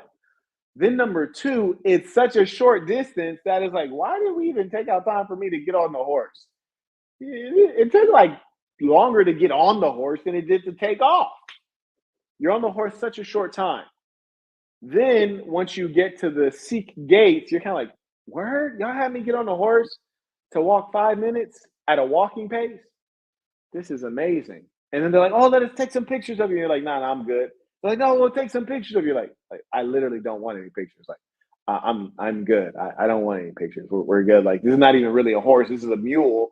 I don't really want to be seen on a mule, to be honest with you. No, sure, mule. It's a short-footed mule. I'd rather be seen on a thoroughbred. That's just me, though. I don't want to, come on, brother. I'll take some pictures of you. They're trying to act like they're adding value. You can only add value with the things that people value, right? I don't value the picture. So, anyways, we get there, the goofball, and mind you, both of these mules are like not in good condition. I can feel like one like vibrating. My boy said his was vibrating, like mule was acting an ass, play on words. But these are not the most healthy beasts. Anyways, the dimwits aren't even paying attention to their job when I'm supposed to be getting off of mine. Like the damn mule still walking around, damn near like pulled a muscle in my shoulder. And we get off, and of course, it's beg for tip time. It's beg for tip time. Now, generally, I just don't believe in the concept of tips. I don't think honorable people work in tipping professions generally. No disrespect to anyone. I'm just saying the people that are doing the greatest service to society, your teachers, yeah, your public school teachers, the firemen, the people who run into danger to risk their life for you, a stranger, people who are doing the most critical functions in the society and have low wages are not asking for tips. But people who are doing things that are largely irrelevant or things that you could do yourself are just begging for tips. I think that if we cut that off, the employer will pay a fair wage, and also people will be motivated to get a job that has more meaning and value. So, anyways, we pull into where the horses are, where you're supposed to demount, dismount, and the dummy's not even holding the freaking mule, and I'm damn near pull a muscle on my shoulder getting off. We get off. I pull out the equivalent of about $8 US. Give them eight US dollars. True story. So $8 for a 5 minute walk that was completely unnecessary and not useful. Like I would have rather walked on foot than be on a mule that's like vibrating and sick with flies all over me because they're on the mule. I hand him $8, and he says, "Brother, this is nothing. This is like nothing." I said, "Oh, okay, all right. Here." Then he gives it back to me. I was like, "Okay, I'm good. I'm leaving." Like, you're an idiot. Primarily because you made me pull a muscle because you're acting like you're holding the freaking reins and you weren't. And then you did something that's supposed to be free and you kept emphasizing, "Oh, it's free, brother. It's free, brother." And then you turn around and beg for money. I was going to give you a tip anyways, just because I get it. Fine. I get your hustle. I'm going to give you a tip. And I think an $8 tip is a handsome tip. Why? Because the concept of tipping is something that you pay in addition to. The mathematics of a tip is 15% or 20% or 10%. Like in Brazil, it's a standard 10%. So if it's a percent, what is 10% of zero? It's a free ride. It's zero. What's 20% of zero? It's also zero. So any amount you should be happy for. $8 is a huge amount because I was talking with some other Jordanians that I know.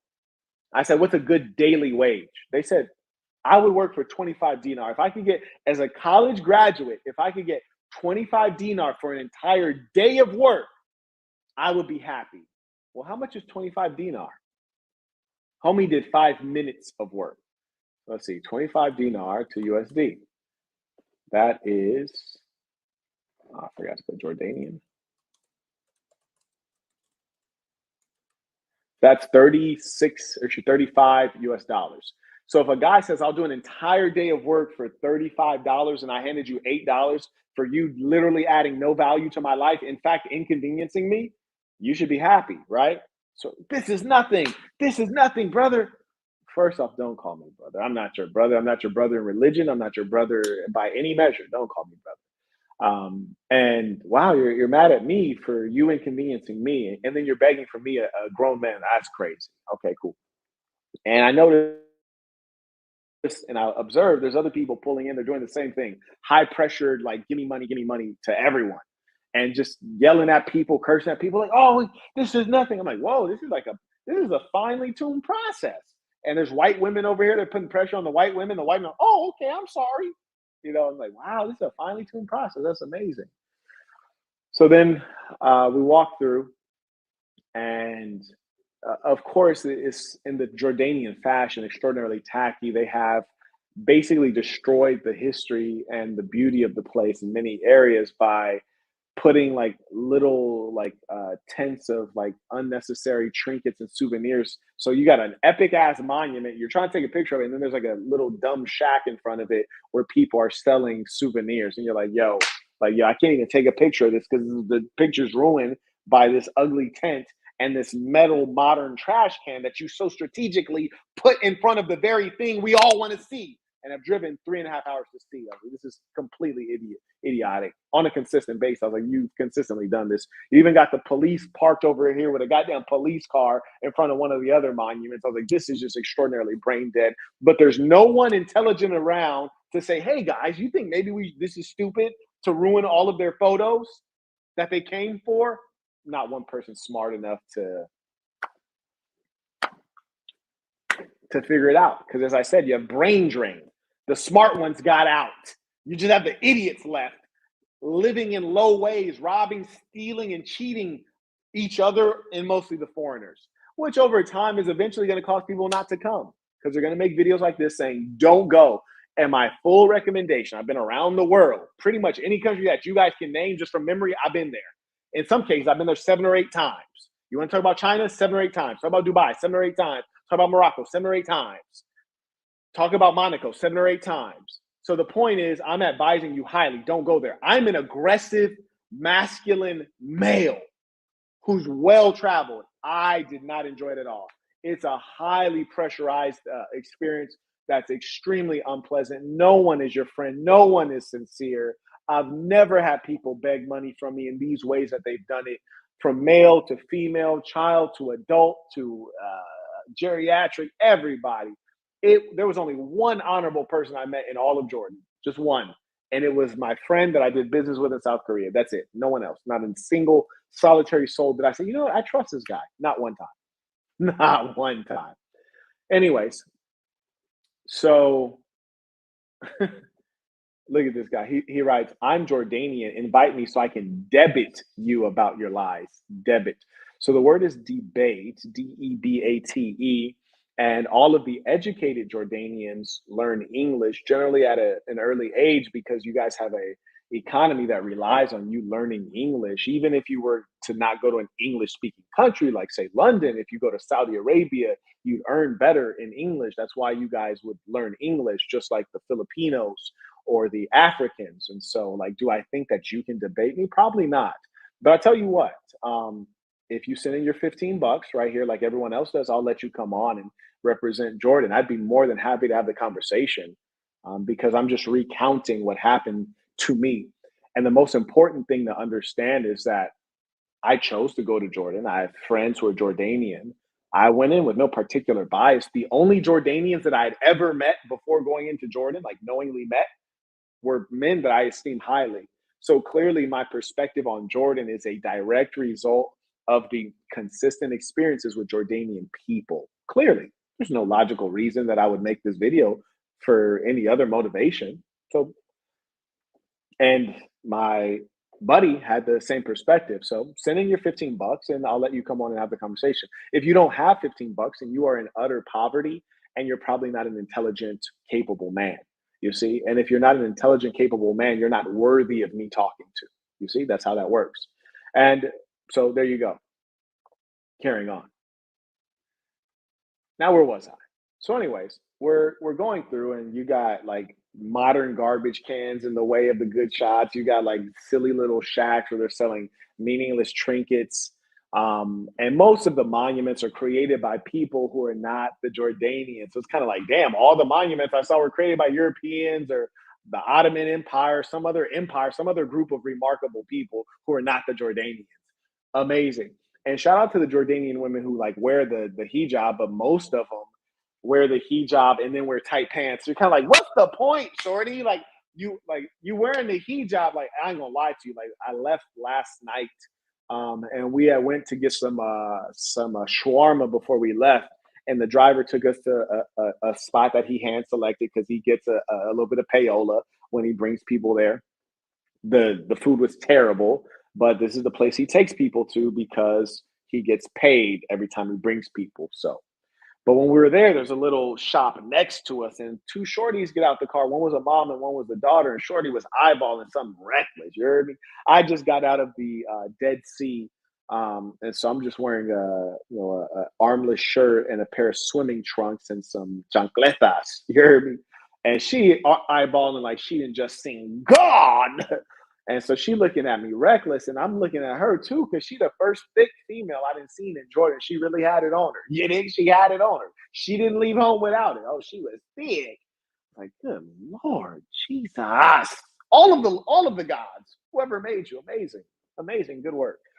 I don't know why I started talking about that. She was thicker than a snicker. I was gonna slide, but the only reason I didn't slide because I value my time, which is say I'm literally leaving your country and I don't plan to ever come back. I ain't never coming back willingly.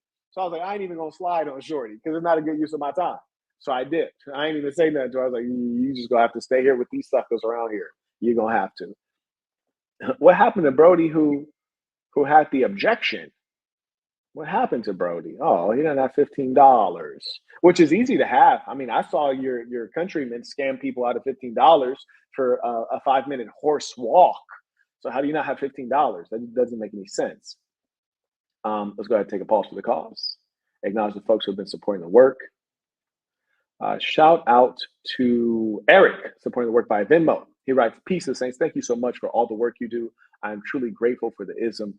Carry on, sir. Yes, sir." Sir, yes, sir. And the only reason, honestly, that I'm making this video is because there's a lack of diversity. When I say diversity, I'm saying it was across the board that they were lying, cheating, and scamming, right? Like if you've been to Tijuana, the taxis, they gonna try to slide on you. Every now and then the police, they gonna try to slide on you. But then you meet like 20 people that are just perfectly simple, good people. Whatever you paid them to do, they gonna do it and do it well. You hear me? Yeah, just perfectly good, normal people. You didn't meet those people here in Jordan. I was like, where are the everyday people who are not scamming? Like, it's amazing. Where did they go? Oh, they left. They left. Okay, for sure. They absolutely left. And I kid you not, I just checked into this a place today, and when I was downstairs, we're talking. The homie asked the guy, he said, "Hey, where are you from?" And the guy said, "I'm from Jordan." And he said, "Oh man, we just left Jordan." And the guy said, "Oh yeah, was it you had some issues over there?" And the homie was like, "Bruh." And the guy, he's like, "Yeah, that's why I left." He's like, it's falling apart. He's like, people do this and people do that. A Jordanian at the front desk. Like, come on, man. I'm speaking just the facts here. Just the facts, nothing extra. Come on now. May I acknowledge the folks who came in by super chat? Shout out to Wayfarer. May I also acknowledge the ballers. Shout out to Six, right? It's paying what I owe, tuition. I just purchased the Book of Dark Truths a few days ago. I'm beyond grateful and excited to soak up the knowledge within that course. I think my growth as a well-rounded man depends on it. Peace and saints, and emphasis on that part, man. Emphasis. And you know what? And I like to tell the story in order, but I'm gonna fast forward a little bit for you guys, just because it relates to what you're saying. This Book of Dark Truths piece. There's a point at which we were on our way back after we had left on our after we had slept over. Get to that part later, and then we're on our way back to Amman, where I had a hotel. Right, so we're on our way back to Amman, where I had a hotel already booked, and because of the nature of the people, I just canceled the booking, got no refund for it, and booked a flight up out of there. That's how grimy the people were. Like, I'm telling you, and I'm a thrifty person. At least I consider myself a thrifty person. I don't like to waste things. But anyways, at one point, the our driver, Mohammed, he says, "Hey, I need to pull over and charge the car." Okay. He says, "Don't worry, it'll be 10 minutes." Okay. Now, me, I'm a business guy. When money has been exchanged, meaning we're in a business relationship, we're in a business deal, then we need to operate on business standards, not on friendship standards, not on family standards, but on business standards and business logic. So, anyways, we're on the way back, and I'm skipping ahead. I'm going to rewind back in a second. He says 10 minutes. So as soon as I get out of the car, I pop on the timer, like a stopwatch timer on my iPhone. We go into the place, do a little bit of shopping, get some items because we were delayed again. And I'll tell you why we were delayed the second. You won't believe it. I hope the Jordanian dude who had an issue is still on when I tell this story. I want to hear what he has to say about that. So we go in, we do some shopping, then we hang out in front, chat a bit, and then my timer hits 10 minutes. So then we walk back over to the car, and there is a special uninvited guest who had already been in the car with us for 2 hours. I'll tell you where he came from. And then there was our driver there, and they're still charging. Okay, so then go get in the car, waiting in the car. Boom, another 5 minutes go. Get out the car, get some fresh air. Boom, another 5 minutes go. And then the driver's just looking at me, staring at me, and I look back at him scornfully, and as much as, bro, like, don't play games with me. You hear me? Like, you ain't even my caliber of man, man. Like, I'd choke your little ass out, bro. Like, in Jordan. Like, I'm don't play with me, bro. So he looks at me. I look back at him like, bro, like we don't look at me like that. And then he writes in his Translate app because he has terrible English. So he writes in his Translate app and he shows me, and it reads, "You're quick to anger." And then I chuckle and I write in my Translate app, I write, "You're quick to lie." And then I showed him that. He's like, "Me? No, no, no." And then I write, "Oh, really? You're not quick to lie? Did you say that we would be here charging for 10 minutes?" And I show him that. And he says, "Yeah." And then I say, "How long have we been here?" And then what does he reply? He writes, "We've been here for 10 minutes." And then I pop up my timer app and I was like, "Nah, Brody, we've been here for 23 minutes. So we've been here more than twice as long as you said.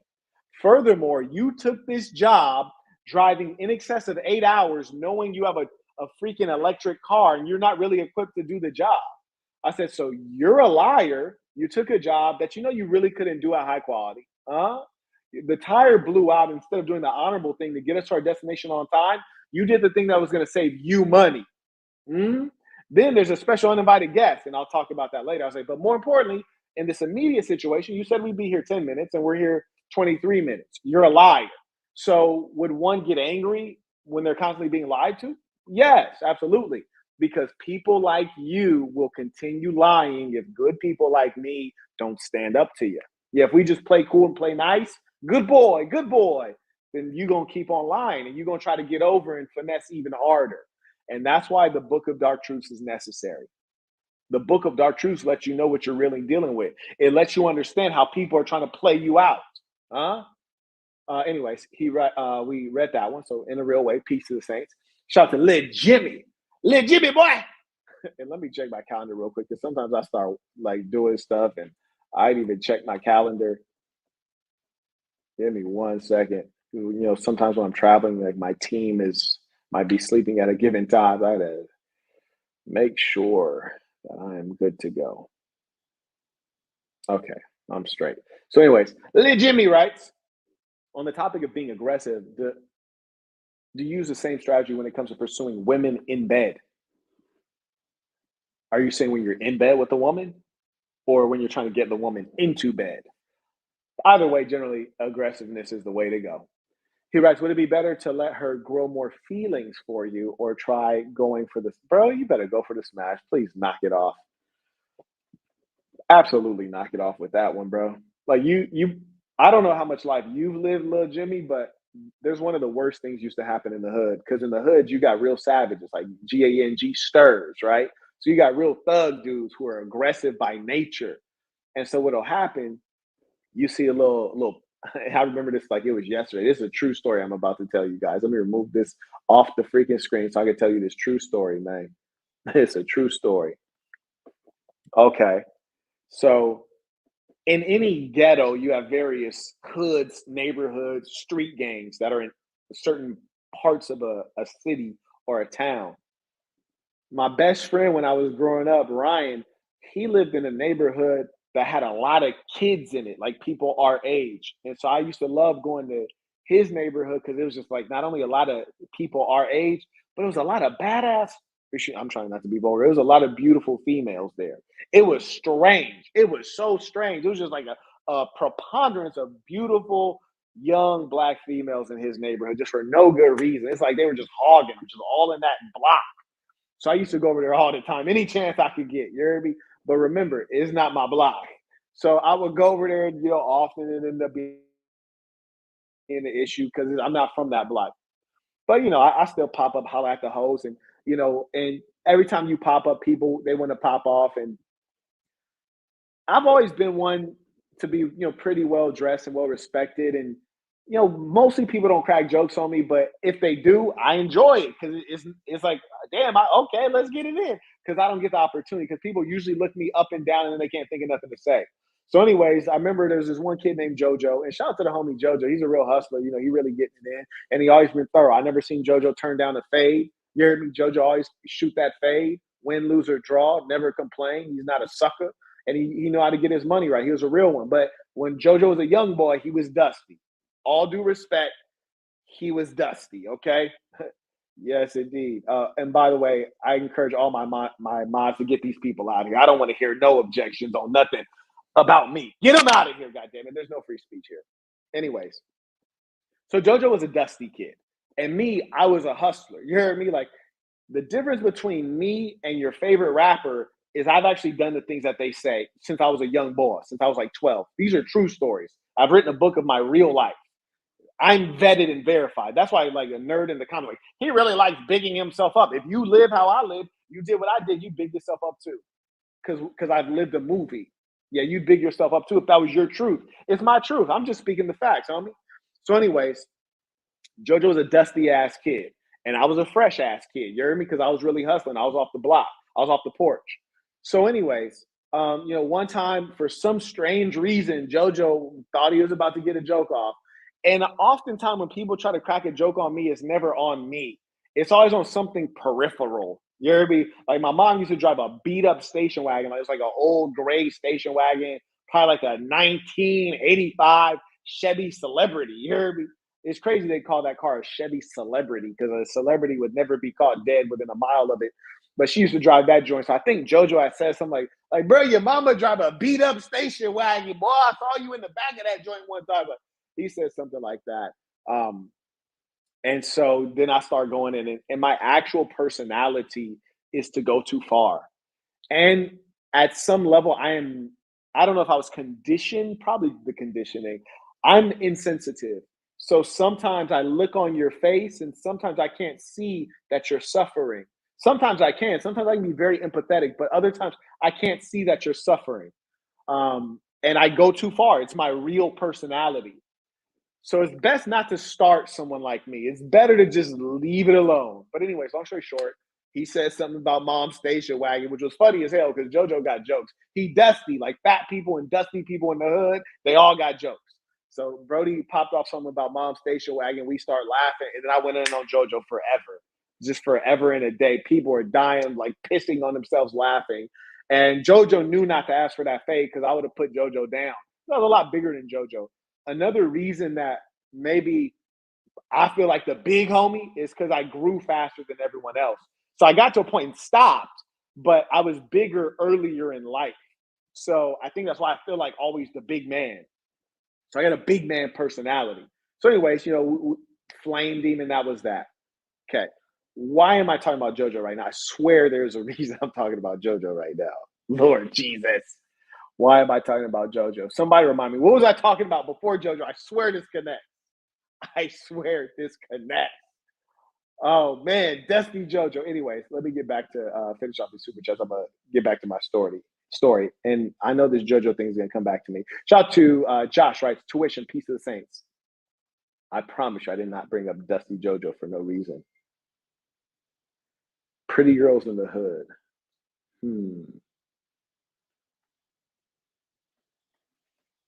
Still not jogging it. Your boy's calorie deprived, apparently. Women in the hood, aggressive with women. Yes, thank you. Aggressive with women. Thank you. Thank you. I never tell a story for no damn reason. Now, so JoJo was dusty, right? JoJo was legitimately dusty. Bro was dusty enough that I flamed his ass for like an hour and a half straight with no breaks and no pauses. You heard me? I damn near wasn't breathing. That's how dusty JoJo is. You could just keep going. You heard me? It's just infinite amount of material. So I flamed the nigga for an hour and a half, right? Now remember, I've always been this. You heard me? I didn't reinvent myself like some of your favorite YouTubers. Motherfuckers were real weirdos and nerds. I was always top of the food chain. So I'm the pretty cat who's hustling, well-dressed. You heard me? Like, all my friends is real goons, savages, gangsters, damus. So, like, I'm respected. JoJo's the dusty kid. Now, as I said, in this neighborhood, they got a lot of beautiful women. One day I'm going through the hood to the other homie's house to a different hood. I see this little thing, fine, little light skinned thing, man, like nice little curly hair. It looked like it was like wet almost because it was just like glistening. You heard me? And her skin was like, like the sands of a beach, man. Big lips, big full lips. She had the motherfuckers glossed up too. Beautiful girl, had like a bit of a little epicantic, like slight little slant on the eyes. Gorgeous girl. So I walk up on her, I kick the game to her. She was feeling it because she had already heard of me. You feel me? So I introduced myself. She's like, I know who you are. I was like, oh, bad. So we exchanged contact info. We chopping it up, and I see the homie. So I was going to the homie's house, right? Like in a different hood, the homie Julian. I was going to his house, link up with him. Like, man, I didn't crack me something crazy on my way here. I cracked this little bitty, bro. He was like, oh, word. He was like, what she look like? I was like, bro, look at that. He was like, woo. He was like, that's some work. I was like, in a real way. Then a week and a half later, I'm at the homie Ryan house, right? Like back in JoJo hood. So we over there, and he was like, bro, what we getting into tonight? Where the yardie at? We say yardie. Like, where the yardie at? Like, where's the party tonight? And I was like, oh, bro, I can't even mess with you. I'm trying to function with this little female, man. I got this. We used to call them berries back then. I was like, yeah, I got this little berry. Boom, look at that. And when you was a young ball, like, you really pride yourself on your stable. You keep evidence of your stable. You keep records of your stable. You pride yourself on your hoes. You really do. So I was like, man, look, boom, look at that, bro. Look at that. I got that set up tonight, man. I'm gonna go down to I'm gonna hit the town. Yeah, that's what I'm working with. Yeah, I'm gonna try to smash that, bro. I'm like a week and a half in. I ain't really seen no action, bro. And the homie was like, "Oh, this thing right here." I was like, "Yeah, for sure, for sure." This thing right here. He was like, "How long you been in with her?" I was like, I've been a little minute, bro. I was like, I kicked it with her one good time. Been texting. I'm gonna try to, go for the kill, go for that kill tonight. He's like, "Oh, yeah, like this one right here." I was like, "Yeah." He was like, "Okay, for sure though." He's like, "Hey, let's go outside, bro." We go outside. Everybody out on it's the hood. Everybody out on the block. Either sitting on their porch or they out on the block. We go outside. He was like, JoJo! And nigga JoJo come over like, what up, blood? What up, blood? Like, what up with you? And then he's like, hey, bro, show JoJo the little broad you crack. Or he's like, show JoJo the little broad you trying to crack. I'm like, ugh. I'm like, ugh, this one right here. And then JoJo's like, this one right here? I was like, yeah. He was like, yep. He was like, yeah, bro. She gave me that neck. Yeah, I was in AMC Theater in Hastings Ranch. She gave me that neck in the theater, bro. The movie was going. She was, she gave me that neck during the movie. I was like, what? He was like, yeah, the neck. I was like, damn, bro. I was like, how long you been messing with Shorty? He was like, bro, that was like the first time I ever like kicked it with her. First time I ever took her out, bro. Like she gave me the neck in the theater. And I was like, oh my Lord. Now here's the problem. To the young man who said, Marquett, like, what if I'm too aggressive? Should I like build up the emotions and affections? Like, bro, like when I met Shorty, she was playing this like, I'm a good girl, like respect me, take me out, and be nice, and like don't move too fast. She was playing all that. My homie, who's a real savage, you hear me, like Dusty JoJo, and this all respect to my boy JoJo because he's doing well. But my boy JoJo, that I flamed for an hour and a half, he not the top dog. I'm the top dog. And she playing me out off of some, let's go on a date. And this nigga getting the sloppy toppy in the movie theater, getting the Lewinsky on the first outing. And I done kicked it with the bra one time, did all this texting, and I ain't got no play. So you telling me you gonna patty cake with the broad? You go patty cake, bitch. You go patty cake with the broad? Bro, you better knock it off, man. Because while you patty caking with Shorty, somebody then came through, told her what it is, thugged her out, man. Smashed her and dashed her. And you over here investing all this time and money. What? Stop it. Now say you tried to thug her out like JoJo, like, hey girl, give me that top in the movie theater. She's like, no. If she likes you, she's gonna overlook it. She's gonna overlook it. But here's the thing: if you fail to say, give me that brain, get over here, like Scorpion, get over here, give me that brain. If you do that, most of the time they're gonna do it. Most of the time they're gonna do it, and you have a better sense of who she really is. Now, if she doesn't do it, then cool. You also have a better sense of who she is, and if she likes you, she's gonna overlook it. Because women expect us to be aggressive. They expect us to be masculine. They expect us to be men. They expect us to want to smash them.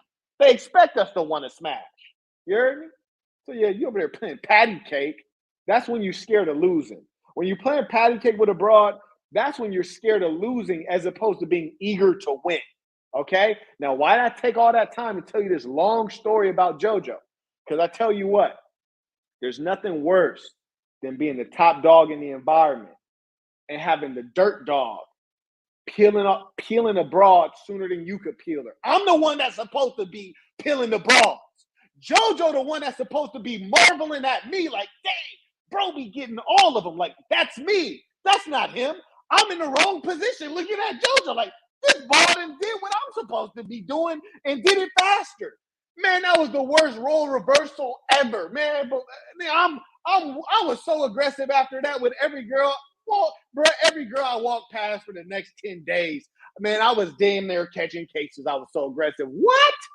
Don't you ever live like a loser, a good boy. That's the part of the theme in this whole live session is don't be a good boy. It doesn't pay. I'm gonna give you guys some time to support the work, and I'm gonna try to figure out the thermostat.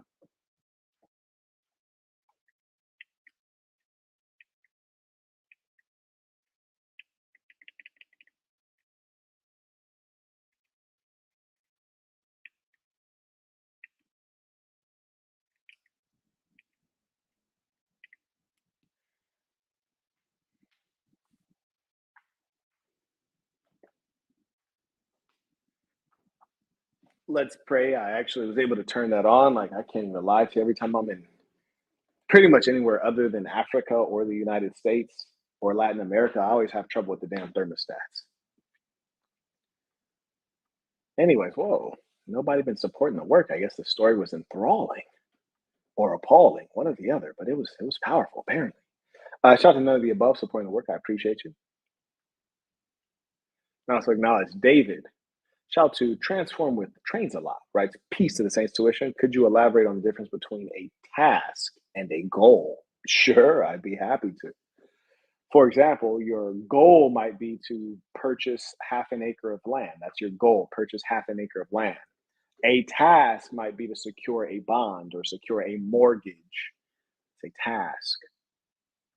Thank you for asking. And it's an important distinction. You really are going to focus actually more on task than the goal, right? If you can pay attention to what's immediately in front of you, you'll be more effective and you won't be daunted by the work ahead. Shout out to CJ, writes question in the chat. Come on, CJ, bro. You really want me to just search through the chat right now? Bro, you use the email address right here. Go ahead, send that question, Playboy. I appreciate you, man. Thank you very, very much, CJ. Okay, thanks. I appreciate it. Shout out to the team. The team just texted me your question. They quick.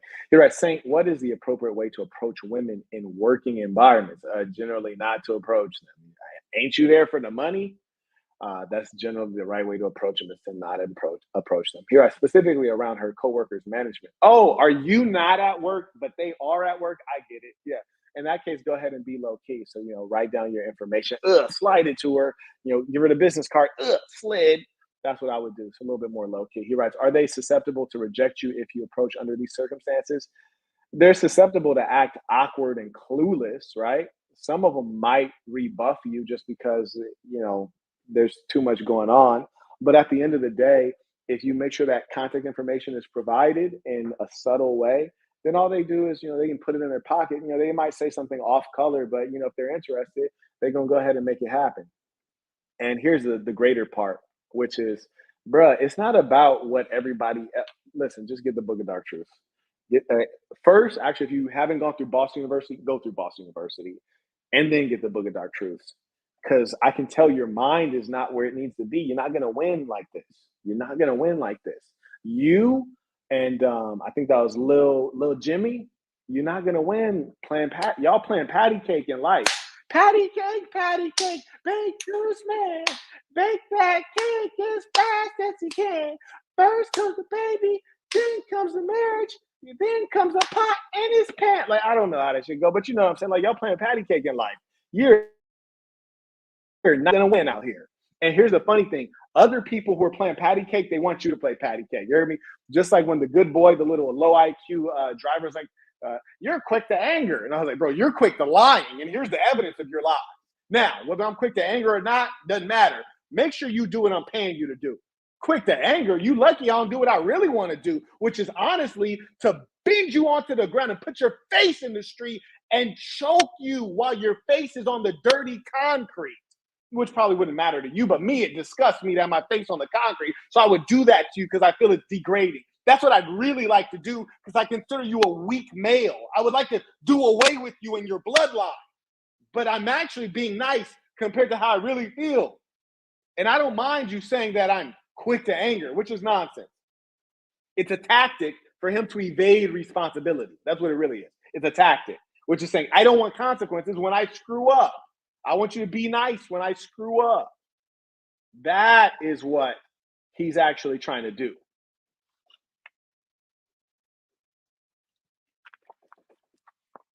Carrying on. Matter of fact, give me a second. Let me see if I can. Give me one sec. Let me know if you can hear this message. I actually need some food. I'm going to forward you the location of my accommodations. And let me know if you can order some food in this particular country. I think it should say which country I am on the accommodations receipt. See if you can get some food sent over either Uber Eats, or in this particular country, they might have some other options. If Uber Eats doesn't work, don't bother downloading any other apps. I'll take care of it. But if Uber Eats does work, order me some food, please. I am hungry. Just give me a second. Let me send over.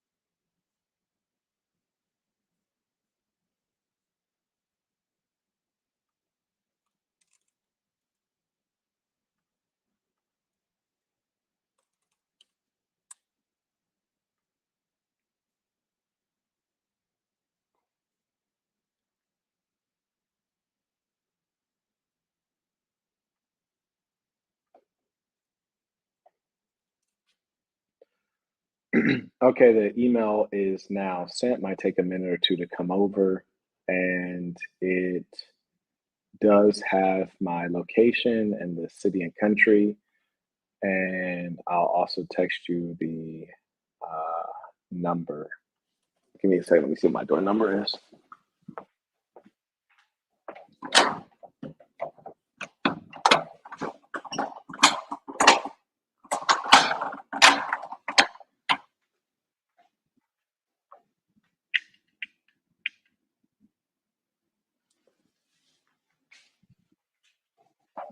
Okay, there we go. That is my door number on text. Cool. Appreciate you. Fantastic. Now, back to this work. Back to this work. Cool. Shout to none of the above. I think this is the second one. He writes, haters are making secondary accounts after getting blocked. It's a sickness. Use that time to make money or crack a bitch. Bruh, listen, it's crazy. And it lets me know that there are truly sick, evil people. And the fact that their evil comes out so strongly in my presence, it lets me know that I stand as something meaningful. Because if I didn't, they'd go on about their business. They continue eating those delicious Hostess cupcakes, the chocolate ones with the white squiggle on top. They continue devouring those by the dozens instead of messing with me. They continue doing the things that they do, which is like xvideo.com. They continue doing all of that instead of bothering me. But it's something about the purity of this message that it enrages them, and you see the demon rise up out of it. There you go.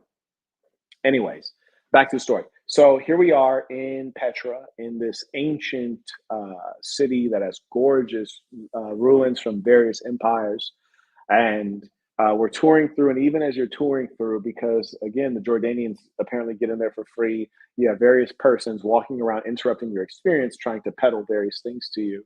And ironically, and this is very consistent in the developing world, and I think Jordan's a reasonably developed country. So in lesser countries, you see this kind of thing where everyone's selling the same thing. They're so bad at capitalism that everyone in the tourist place is selling the same t-shirt or the same nick or knack, which is why really only the person who has the very best location is able to make any money, because you're selling the same garbage. So anyways, and let me pull up Philip Hardy real quick.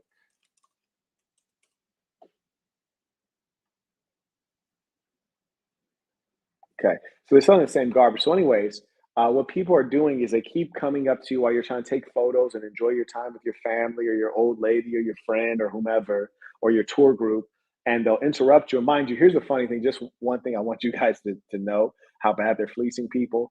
Once I figured out that they were offering free English speaking tours, I went back to the information. I said, hey, um, I was just told that there's free English tours. And she said, oh, well, we can't do a free English tour until people have signed up. And there's only one person who signed up. We do them every hour, but only one person signed up. And in my head, I'm like, of course, only one person signed up because you're selling people private tours that they don't actually need. And you never mention the free tour. There's no logical reason someone's going to take a paid group tour when they can get a free group tour.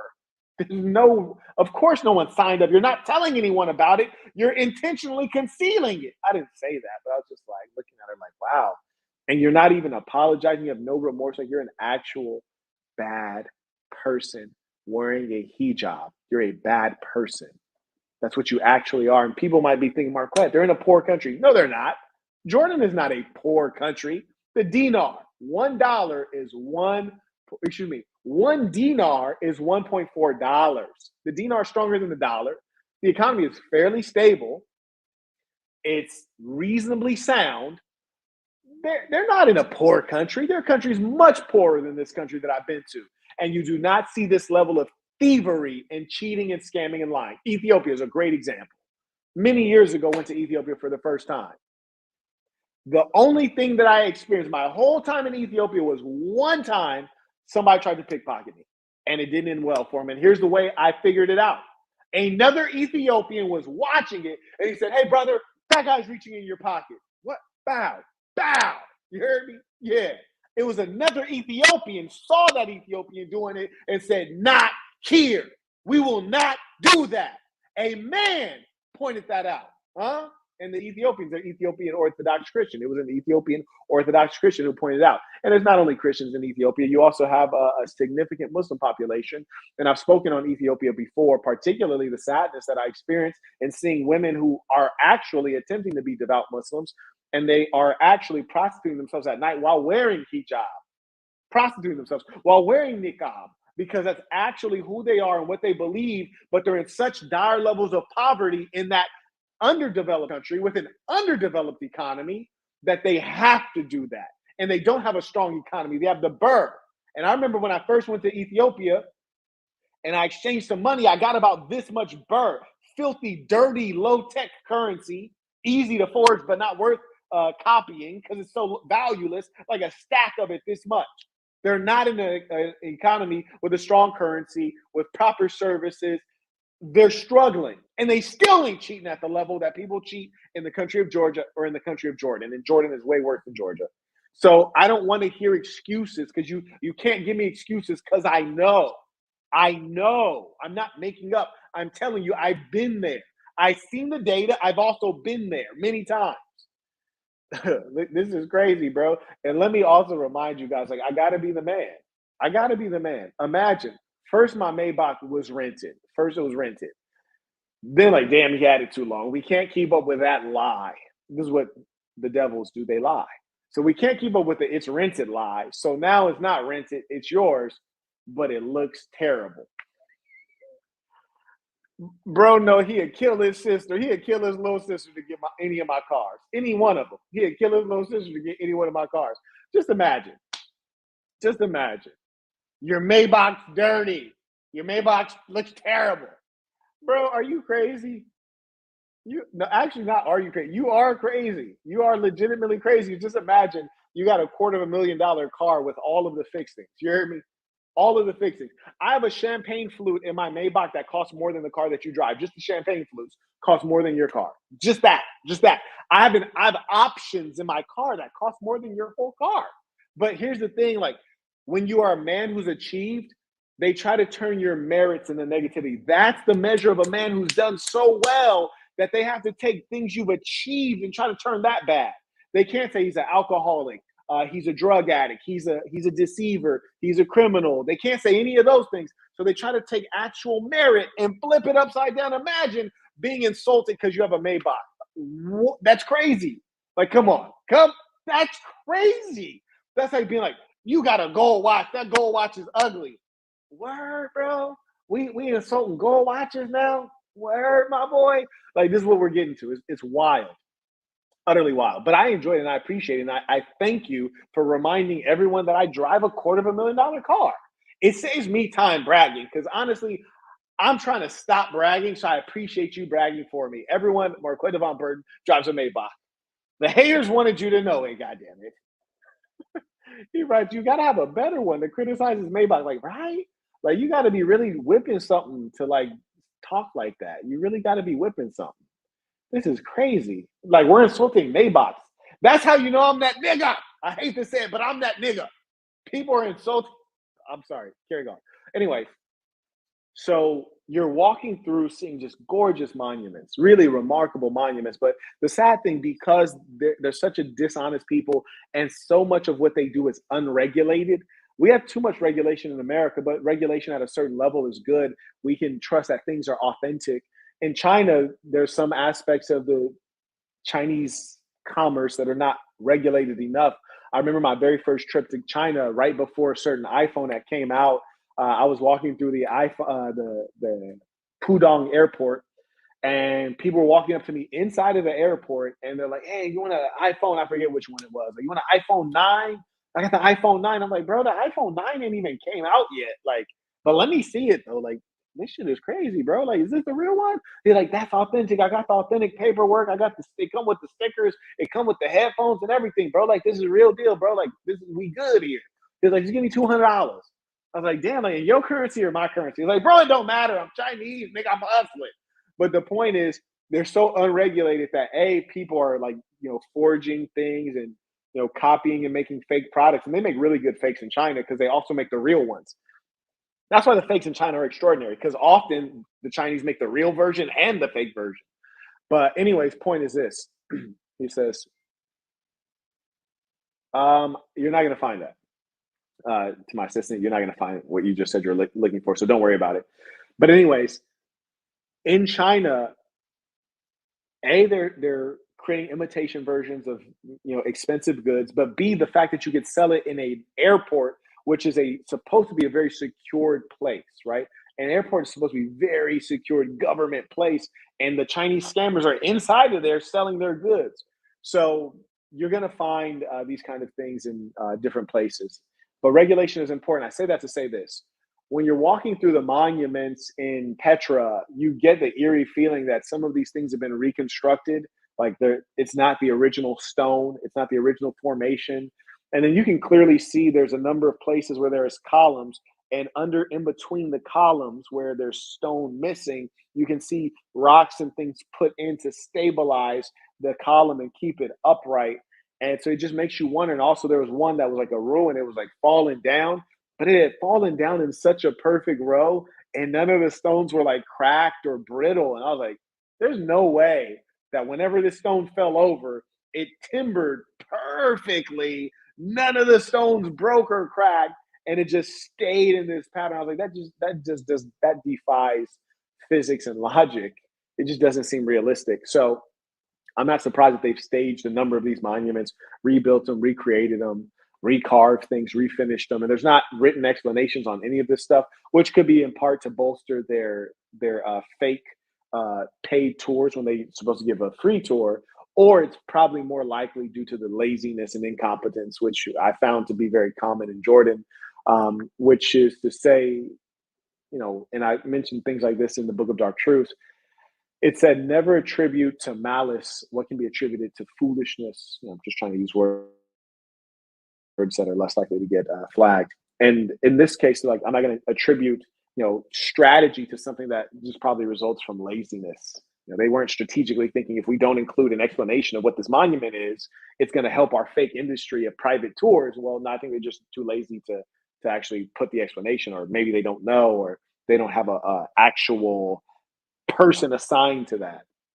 But anyways, all the same, many of the ruins were quite beautiful, but it was strange because you'll have like 10 Jordanian persons from grown man to child, and they're all trying to sell you on riding a donkey through to like look at this monastery, the ruins of a monastery, look at this or that.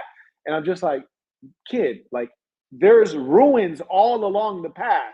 So you want me to like ride a beast of burden fast through these monuments to get to this other monument? Like the whole point is I need to take it slow. Like this is not a freeway. Like you speed on the freeway. You're trying to get somewhere. I'm at where I want to be. Like it's not sensible to rush through these Roman monuments.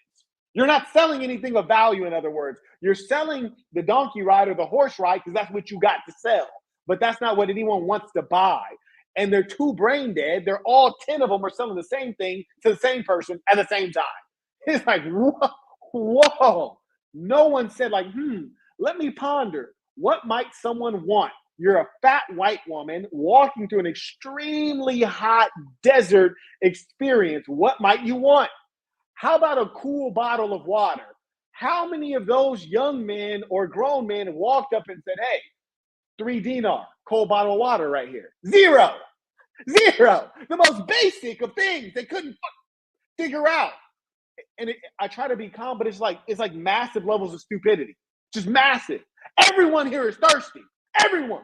There's no there's not a water fountain in sight. Everyone's thirsty. You can't think to bring a freaking water bottle and sell some water. It doesn't even have to be cold.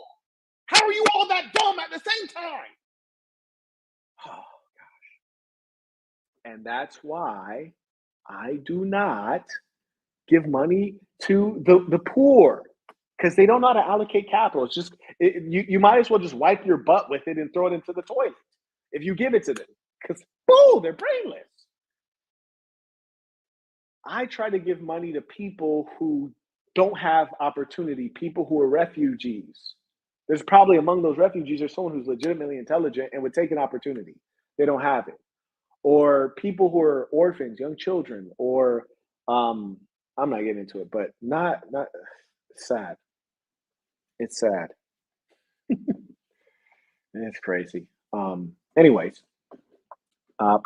so we're walking through, and there's gorgeous monuments. People keep interrupting the experience by trying to sell us things, and you're like, why are you guys here? Where'd you come from? Like, why are they letting you guys roam through annoying people? Then there's a number of wild dogs as well, and stray cats, and you're like, God damn, like, what is this, an alley? And like, the hell? It's not even comfortable. You got 3 donkeys over here, 2 horses here, 5 cats, a dog, a partridge, and a pear tree. You're like, what in the where is pest control? Like, how is this safe? This is not normal at all. And like, why are there dogs anyways? Like, Muslims can't even pray with dog hair. Unless you guys have dogs that don't shed, then I'm pretty sure you guys shouldn't have dogs. Like, I'm pretty sure it's not, it invalidates your voodoo. Whatever. So anyways, then you make it through. And this is another thing that people often do. And I speak about this in the book of Dark Truths. So I'm not going to elaborate on it here. But when we were all finished touring and we're about to go back to our private driver, a guy says, hey, take my camel back to the entrance because it's a long walk. And you know what? It was a long walk. So I said, let me hear you out. And the gentleman says, what I thought was 15 dinar. But I said 15 dinar, which to me sounded kind of expensive. Like, where 15 dinar? That's quite expensive. I'm like $20, right? I was like, well, that's expensive. I was like, 15 dinar? He was like, no, 50 dinar. I was like, 50. He's like, yes, 50. Oh, bro, I walked this distance. So you're telling me that you're charging me 50 dinar, like 70 US dollars, right? To take a camel a distance that I walked. There's no way I walked $70 worth of an Uber ride. I did not walk $70 worth of an Uber ride on foot. I didn't do that. Furthermore, I walked here and stopped at every monument and took pictures and looked around and climbed some things. Like, the walk back is going to be a lot easier, a lot less treacherous. The sun is going down. It's cooler. I'm not stopping at anything. 50 dinars, like, I would really have to be like wheelchair bound for that to seem sensible. It's like, I have money to spend and I'm willing to spend with you, but no one wants to be cheated or taken advantage of. So that's what they don't realize, is that Western people are just like you people. We're all human beings. We don't want to be cheated, lied to, and taken advantage of. We don't want to be made a fool of. And what you don't realize is that people who have paid the entrance fee, which is too high, um, they have money, and they're going to pay you what you ask, and they're going to tip you. So if you would set a fair price and render a worthy service, which I always say be honorable, render a worthy service, they're going to tip you. So you're going to make out much better. And furthermore, when you anchor your price too high, you're not going to have many sales. So you're setting the price at 50, most people are going to tell you to go F yourself. Whereas if you set the price of something reasonable, like 15 to 10 dinars, I'd probably say 10 dinars would be much more appropriate, 10 dinars. Then once you get there, they're going to give you your 10, and they'll probably give you another 10 or 20 dinars, just because this is the end of their trip, goofball. And if you were really a hustler, if you really had a brain on you, and I grew up poor, so I know what it is to hustle when you have nothing. But see, I always had intelligence and mouthpiece, and I would have said to him like, "Oh, like, what are you gonna do after this?" Like once I got him all the way back, I was like, "Hey, like, did you enjoy it? We took some good pictures, great. Like the camel was nice, great. You feel safe. You're able to get down good, fantastic. Are you going back to your country? What country are you from? Oh, you're from Dublin. Oh, I've heard about Dublin. That's really neat. You're going home. Oh, so you're not going to do anything else in Jordan? Oh, okay. So what are you going to do with your dinars? It's a good question, right? Like, what are you? You're not going to come back to Jordan. What are you going to do with your dinars? You can't spend them anywhere else, and you already paid the ATM fee, right? You paid the ATM fee. You paid a foreign currency transaction fee. I'll take them off your hands. Just give them to me. And you know what? They might chuckle and say, you know what, kid, you're right. Boom, here's 100 dinars. I'm going to save 50 for my ride back and to tip the person who handles my luggage. But yeah, boom, here it is. Makes perfect sense. Perfect sense. So the point is that these people are living in a low way, and that's because it's a representation of who they actually are. I am letting you know the truth is you will never in life go to a low income country and generally not encounter a significant number of low quality people. Doesn't mean that they're all low quality. It just means that generally low income countries are going to have lower quality people. It's going to be a low culture. This what I experienced in Jordan was just it was extraordinary. It was really remarkably bad. Um, and also, you'll never really meet an individual who is low on the hierarchy in their society, who is poor and does not have major issues in terms of some measure integrity, honesty, work ethic, creativity. Something is lacking, because you don't need to be strong on all of those, but if you mess around and put two or three of those traits together, you're going to rise up. You're going to rise up if you mess around and put two or three of those traits together. You're going to rise up. And that's the problem, is that we think emotionally and sympathetically, and because we can't see beyond our nose, we look at someone else and say, oh, he's like me. Nah, he might be a devil. Yeah. So here's another funny thing. So when we're finally leaving, kid comes up to me. I thought he was a kid. He was actually a teenager. I asked him his age. I was like, 16. The hell? Yeah, I was doing strong arm robberies at that age. I was a full adult. I was driving cars illegally, doing strong arm robberies, and the whole nine. Why are you here asking me for money? Go get your own money. That's what I was thinking. But here's the thing. He came as like smaller guy, 16 years old. At the time, I thought he was like 11. I thought he was like 10 or 11, and that means something because I used to teach 10 and 11-year-olds. I know what they look like. So he comes up and he says, "I'll a ride back to the entrance." I forget what he said. I think he said 15 dinar, which was still very high because at this point we'd already walked halfway back from when the other guy said 15, and I thought it was too high then. Now we're halfway back and he said 15. That was definitely too high. Like, yeah, we're almost there. So he says 15 dinar. And I say, no, that's way too high. And like, I can actually see the exit. Like, we're almost done here, my boy. And then he says, okay, all right. I say, um, 5 and 5. Because already I'm embedding in a tip, right? I'm embedding in a tip. I said, 5 dinar, 5 dinar. And he says, no. I said, okay, fantastic. Assalamu alaikum. Carry on. Then we take like 30 paces. He comes back yelling, hey, 5 dinar, 5 dinar. Okay, come on, come on. So we come back and I get on one mule and they're telling the homie to get on another mule. Homie's a big guy, bouncer size.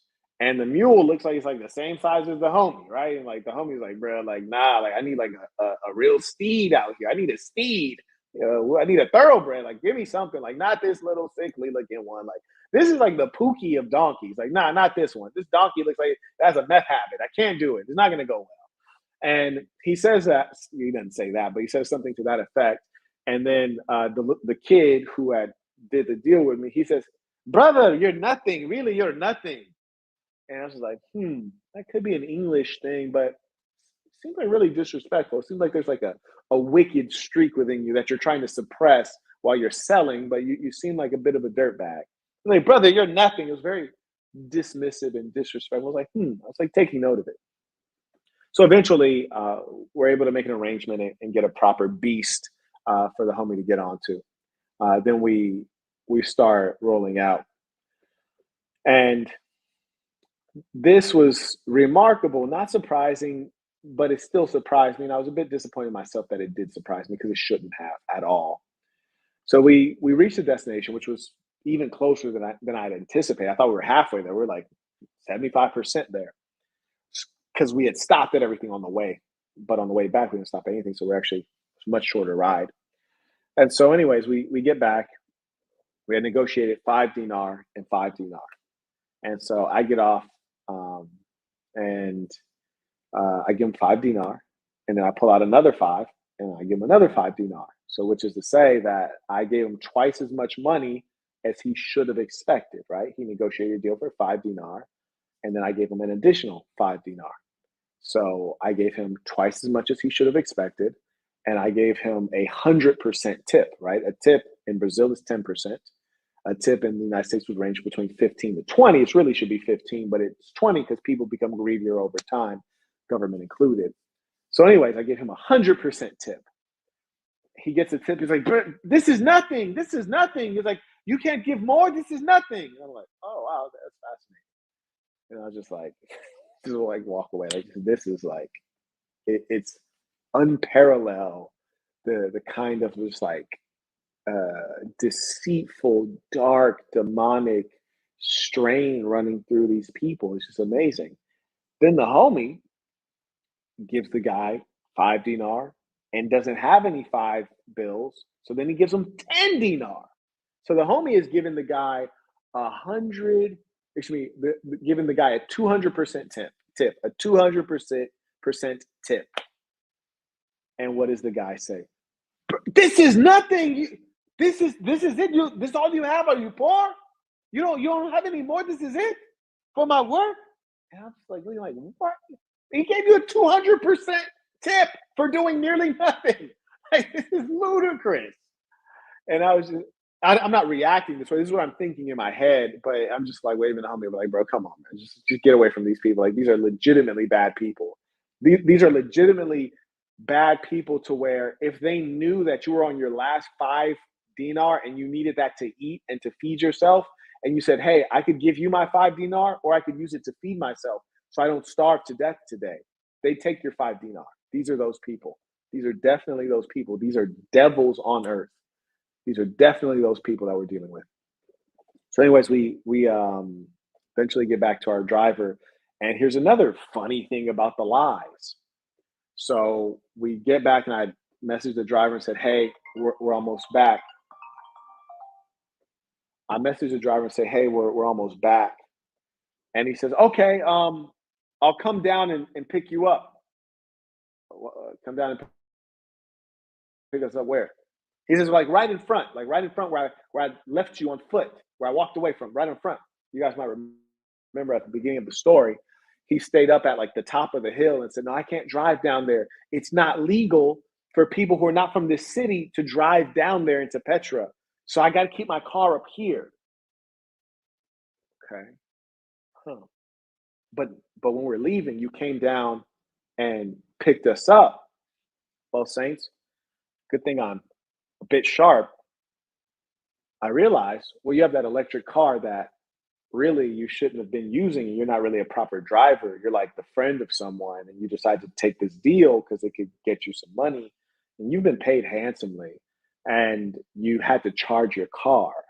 And so your car was damn near out of battery and you had it charging because when we went to go eat, you plugged it in. So you needed your car to charge. That's why you didn't want to drive it down there. You wanted to leave your car charging. So now that your car has a charge, because we've been touring for a couple hours, now you come on and drive down and pick us up. So you lied and then you expose the lie. And this is the thing about like low IQ people, they're sloppy and they're careless. This thing about devils, they have no heart for anyone. So you're basically lied to us about a false ordinance that we knew was false and we questioned you about it, but you stuck to your lie. And I was like, wow, that's amazing.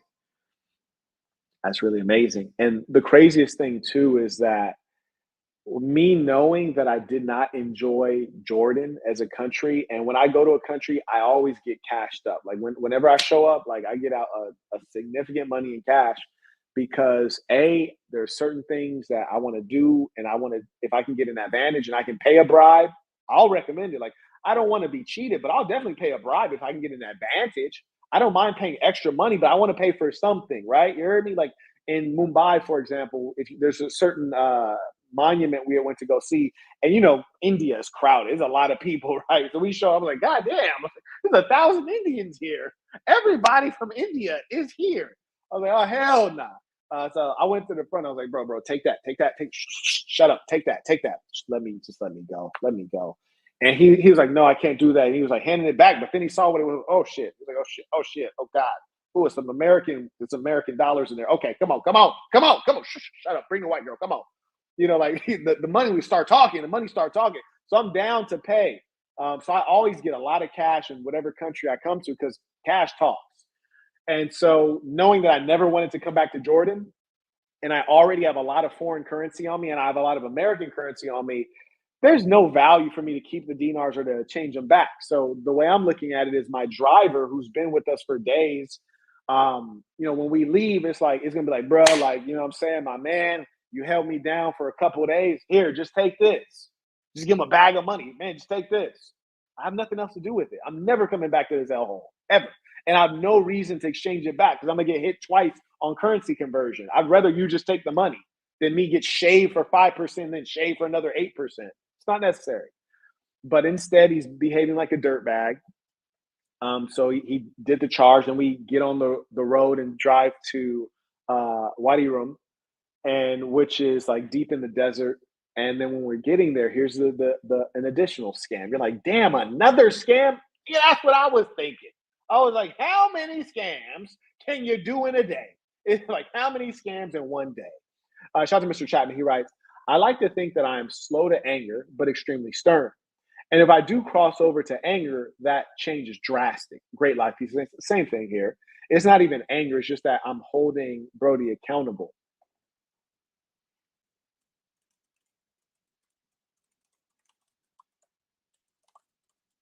Yeah, it's not anger, is that you're holding the person accountable. So they lie and they choose a word to allow them to escape blame and accountability. It's just like if you are dealing with a woman who's a thought and you tell her, hey, you know, why are you wearing a dress like that?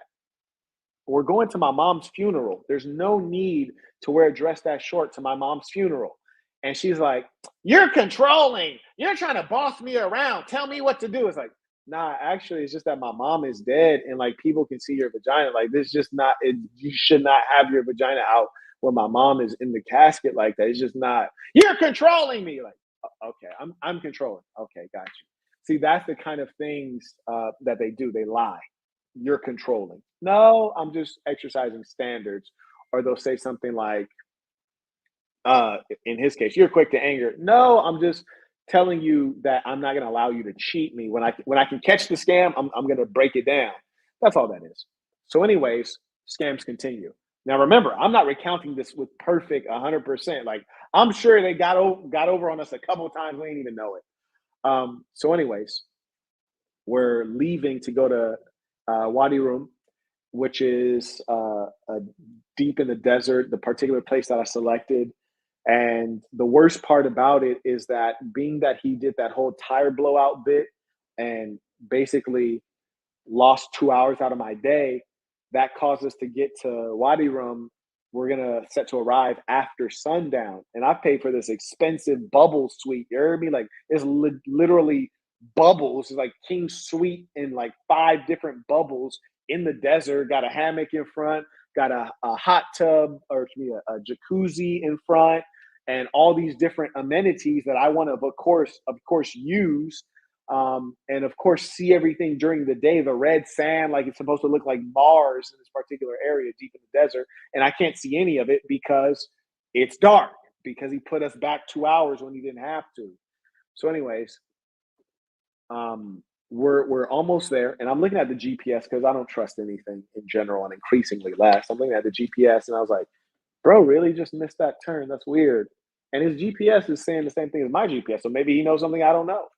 Maybe that's too off-road of a road for this car, which also appears to be a four-wheel drive car. So he drives straight past it. And I'm kind of like, huh, that's weird. And then I turned to the homie. I said, hey, he drove past this, so just a heads up, be on alert. And also, I just want you to know that if anything pops off, I'm going for the kill in a literal sense. I'm not fighting. Going, I'm trying to end someone because I just don't know what all is going on. So I have to go the whole, like, I have to go hard. And also, if I say go, let's go, that means leave, run. Now, ideally, we run in the same direction, but if not, so be it. But just know that as soon as something happens, if it's going to become physical, I am trying to catch a body. And also, if it's time to flee, I'm going to say go, let's go. That means run. If we run in the same direction, fantastic. If not, fantastic. You should have my phone number memorized. I'm sure you'll eventually find civilization. We can reconnect, but that's what it's going to be. He's like, all right, for sure. I was like, all right, cool. Because mind you, we're going to a place that's extraordinarily remote, like not normal remote, like you bury somebody's body right outside of Vegas, like the mob did. More like you bury somebody's body and like it is never getting found. Not only is it never getting found because they probably don't have competent policing and investigations, but it's never getting found because it's that far in the desert, right? And Brody then missed the turn. So okay, so he missed the turn, and we're going down. So we go past a police checkpoint. I'm like, God, another police checkpoint. This is crazy. So he stops and does his whole bootlicker character, and they're like, oh, who are they in the back? He's like, oh, Medicaid. And oh, hey, welcome to Jordan. I'm like, in my head, I'm like, yeah, f you, f everything. Okay, buddy. So then they tell him, and he acts like he doesn't know, never heard of it before. And he's like, oh, they have to pay to be in this town. And in my head, I'm like, word? Like, I've paid to get into an amusement park. I've paid to get into a monument. I paid to get into a museum. Like, damn, paid to get into the town? Say it ain't so. I was like, is this possible? Like I said, pay to get into the town. I was like, there's not even a gate or anything. Like we're already in the town. And my hotel is like 5 miles back that way. So what do you mean pay to get into the town? We're 5 miles into the town, and my hotel is back that way. We would have never passed you guys. What do you mean pay to get into the town? And I'm just like, word. Here we go again.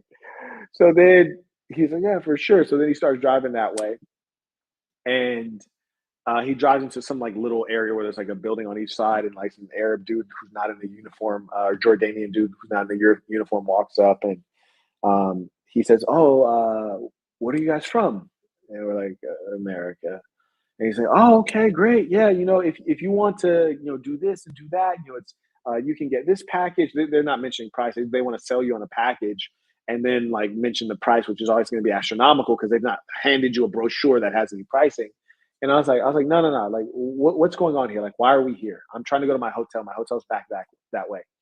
And he says, yeah, well, you got to pay to be here and to go on the tour. I was like, I don't want a tour. Like, I have a very, very special hotel. Like, I'm paying to go to that hotel. Like, I don't want a tour. Like, it's a bubble hotel. I get to see the stars through my window, through my roof, through my ceiling. I got a moon roof. I got the hot tub. I want to get in the hot tub, then lay my naked black body in the hammock because no one's around. So no, I don't need any of that. I didn't come for any of that. I've been all over the world. I've seen a ton of deserts. I've seen the most beautiful beaches. I've seen the most beautiful women. I don't want your tour. I've done jet skis. I've done everything. I've done hovercraft. I don't want your tour. I just want to go to my hotel. It's late at night. So he said, oh, okay, well, so you don't want the, I was like, God damn. I was like, no, I don't want anything. He said, okay, well, just the fee to get in here is this amount. I was like, word? Is it really? He's like, yeah, it's this amount for each of you. Huh. And then I turn and look at the driver, Muhammad, who my friend Muhammad said, don't let anyone cheat him. Take care of them. And he was like, yeah, that's the fee. I was like, okay. So then the homie's already Googling. I start Googling, and then it says the fee is a fraction each person of what he said. And I say, nah, that's not the fee. That's what the fee is. One, it shouldn't be a fee, right? This is the government is just extremely corrupt. But I was like, nah, this is actually the fee to come into this town. And moreover, we shouldn't have to pay a fee because one, my hotel accommodation is so expensive. You shouldn't charge me nothing. And more importantly, it was 5 miles that way. So like you drove here on purpose. So you had to know this was here. And you're clearly like a part of this whole scheme here. I was like, and that's the fee. And I tell my driver, I was like, why didn't you say this is the fee? He said, oh, yeah. I was like, okay, I see, bro. Then I tell the guy, like, bro, this is the fee, man. Like, do you want the real fee, or do we want to like have an issue here? He's like, oh, okay. I'm just like, no apology, no nothing, just okay. I was like, goodness.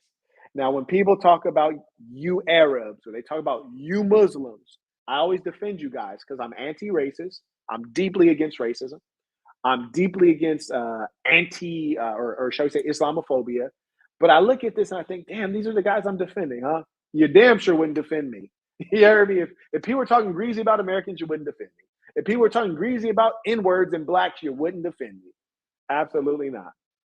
But I defend you guys all the time. And this is your behavior. Fantastic. So anyways, we pay yet another fee, which is just a scam. And it was not necessary. And then when we're on our way back, I'm texting my contact, Muhammad. I'm like, yo, Muhammad, like, what's up with your mans? Like, your mans is a weirdo because they tried to overcharge me and he was about to let them overcharge me. Like, what's up with your mans here? And then Muhammad calls him and talks to him and then he tells dude to pass me the phone. He was like, this is normal. There's a fee to get into the city. I was like, yes, there's a fee, which there shouldn't be, but there is. But bro tried to charge me like 120% the fee. And your man's was like, that's all good. And I'm over here like, okay, bro. And then the driver's trying to act like he didn't know and he wasn't a part of it and it's not his fault. I'm like, okay, bro, for sure. And then to the driver, I say, do you remember when you told me earlier, like, I see a Jordanian, I'm Jordanian, and I say, Assalamu alaikum, brother. And that means that we are brothers. We are all Muslims. We're all Muslims. We are Muslims, honor, honesty. And like, you remember that? I was like, your boy walked up wearing a thobe and he said assalamu alaikum and you said assalamu alaikum and I said assalamu alaikum, like, and then he started cheating and stealing right after that. He was like, no, brother, it's not all it's. I was like, no, brother. No, you know my name. Give me a second. My AirPods are dying. I'm going to switch to the speaker audio. And right now, I'll also take a pause for the cause. If you guys would like to send in your comments, question, you can do so using the information below. You want to send in your tuition, you appreciate the insights and story, which you can get nowhere else.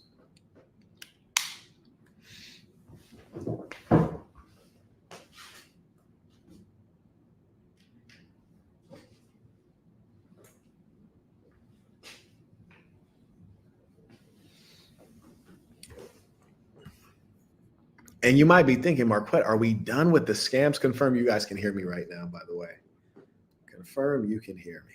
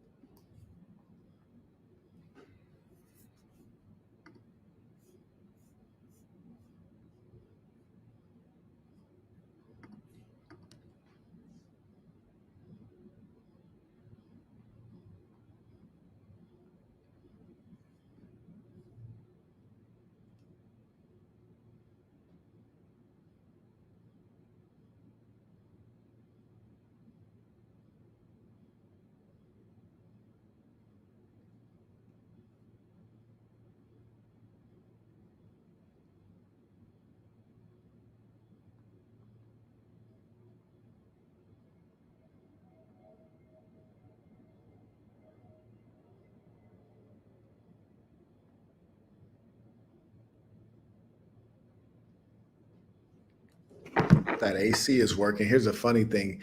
Being that, I don't know how to work the AC in a lot of these places, like I put it on and then sooner or later I'm like, I'm dying of cold. At some point I'm gonna have to go ahead and adjust that. May I acknowledge? Okay.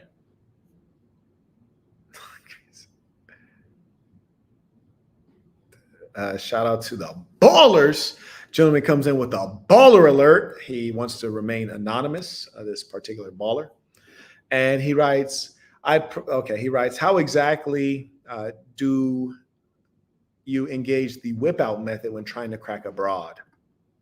Do you just whip it out as soon as you're alone with her, or do you wait for the right opportunity? Well, number one, it depends on the nature of the female and how you have been engaging her and what your ultimate plan is. But let's say that you think she's reasonably attractive, you're willing to kiss her and make out with her. You'd be wise to, while you're actually making out with her, go ahead and whip him out. If you whip, nay, nay, nay, nay, whip. Yeah, go ahead and whip him out while you're kissing her. And then, when you like dismount off the kiss, then she's like, oh, then you're like, yeah. And then, things should go swimmingly. And if not, then, she not the one, it's not the time. Carry on. It is what it is. But don't leave any money on the table out here, man, because unfortunately in this era, I'd say 9 out of 10, they're all the way with it. And I don't care if you're in Saudi Arabia. I don't care if you are in the Poconos. I don't care where you're at. 9 out of 10 of them, they're down for the get down. Wishing you much success. Carrying on. May I acknowledge Pratt writes, Mr. Burton, I went forth with seeing my girl Sunday. Oh, yeah, I like this one. This is a follow-up. I like the follow-up joints. This is a saga right now. Where did I put my... I guess I'll just use... Is it weird that I don't like to clean one set of glasses with the cloth that came with a different set? Is that strange? I guess it's just not orderly. Feel me? I like to live an orderly life. But we got a follow-up here. You guys may remember the gentleman had asked a number of questions, and he was working on securing both the bag and his main thing. And we got the updated appear. So we're going to go through that right now.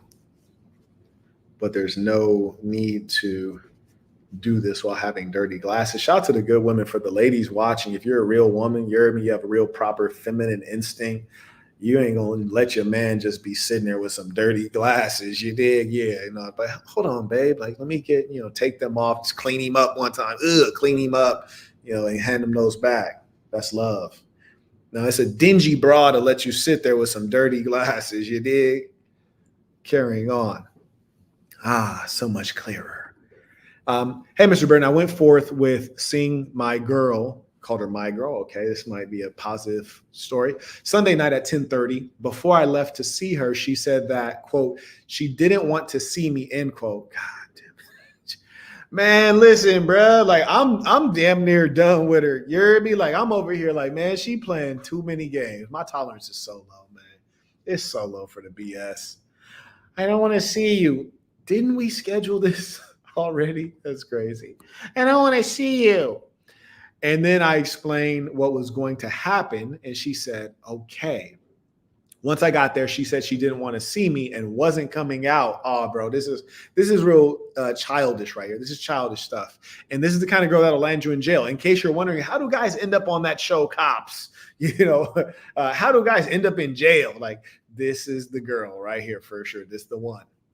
At this point, I said, I'm not going home because I was too tired to drive back. She never came. And until the morning, goodness, I did everything you told me to say, telling her that the last couple of things she did were disrespectful to me, not to do it again, and pointing out why not to do these things and the benefit of her complying with, I didn't say all that.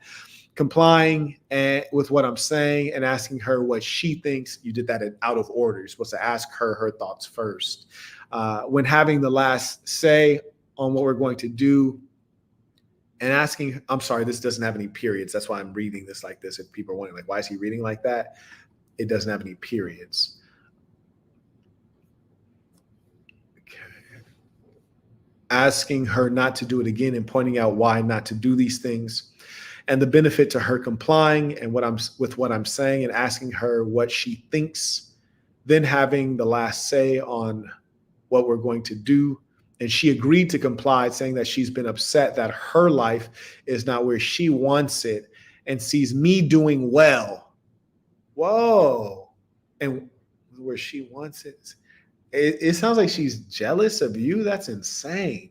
That's truly insane. You're dealing with a female with a masculine instinct for she wants to be a competitor to you. And this is very common. In fact, just recently, some silly Black single mom who actually approached me. She when chicks say things like, I'm going to match your energy, it's like, shorty, don't try to match my energy. You could never do that. You heard me? I've done things you'd be scared to do. We don't have the same energy. You couldn't match me in a damn thing. Okay. So you do you and I'll do me. Okay. Anytime a chick wants to match your energy, you're dealing with a masculine broad. You heard me? And that ain't going to change. I promise you, man. Anyways, he writes, she wants to be a good woman to me by getting her life right, education, stop it, and took it out on me. I got some top and lip locked and we're going out later. What should the next steps be, bruh? Listen, bro, I'm gonna tell you like this, man. You are playing with fire. And the sad thing, and this is just the truth of it, is that you actually are into this girl and you like this girl. What you need to start doing, if you can handle it, this is why I recommend Book of Dark Truths to people, because it'll get your psychology ready to do the tough things. The easy thing is staying in the relationship and trying to maintain it when you're both like, I wouldn't say she's wrong for you. She's wrong for anybody. Any person, male or female, who sees you doing well as their counterpart and is jealous, that person ain't right. That's a demon. Because if you're a woman with a man, you want him to be more successful because you benefit from the success. If you're a man with a woman and she's rising up, baby, get the bag. If I ain't getting it and you getting it, baby, get the bag. Because here's the thing.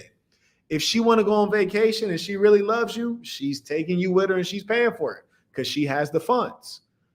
There's no person on earth who's not happy for their significant other to rise up. For her to be admittedly jealous of you is truly evil. And it's sick and sad. And what's worse is that you actually like her. So you're messed up. You need to get that right, which is to say, free yourself of her. And truth be told, I think you're just going to have to rip it apart. Like if you was really deep in that Book of Dark Truths, and I say this with love, if you really had soaked in that Book of Dark Truths and it's in you, then you say, Quet, this is what I'm going to do. I'm going to extract the benefit from this demon while being hyper conscious that I'm dealing with someone who is very dangerous. And the moment she becomes too dangerous, I'm going to push her off that cliff out of my life. But for now, I'm going to extract the worth that she has, which might just be the sloppy toppy. It might just be her cleaning up my room. Who knows what it is? Probably ain't nothing. But I'm going to extract that because I'm able to maintain in my head and in my emotions and handle this. But I don't perceive that you have that strength of mind right now. So you probably just want to rip this apart and go on to something better. And I've said this, actually, let me not say it. Like my uncle said, it's so hard to get a woman when you don't have a woman. So right now would be the time to start shopping and then separate from this chick completely. This is extremely disheartening situation. It is all bad. It's 100% bad. This woman let you sit outside of her house through the night. Like this is it. Listen, all of the men watching, I want you to understand that many of you lack experience. And because of that, you're not able to assess how things can develop. You were sitting in a car outside of her house. Say she's in her house and you're just sitting in her car outside of her house. You could be black, white, or whatever. If you're black, probably you might encounter a problem a little sooner. But if you're a white guy, you're still probably going to encounter a problem sitting outside of someone's house in your vehicle at 3 a.m. That does not look normal. The police might just pull up on you and start, hey, what are you doing here? Do you mind stepping outside of your car? Now you got a problem that you didn't need. This is not going to go well. Her regard for you is low. She has evil in her heart. She doesn't like to see good people win. I feel sad that you're in this situation. I really hope that you get strong enough to get out of this. This is bad all around.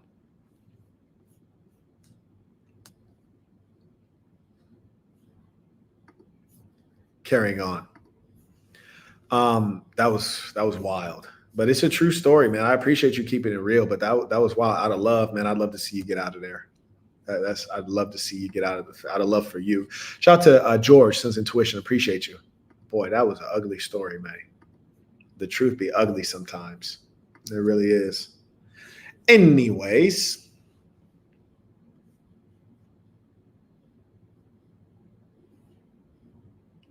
So we are leaving, and then the driver comes down to pick us up, even though it's illegal for him to be there with his car. He thinks he's that smart. And just this is the nature of humankind. They're so deluded. Just imagine.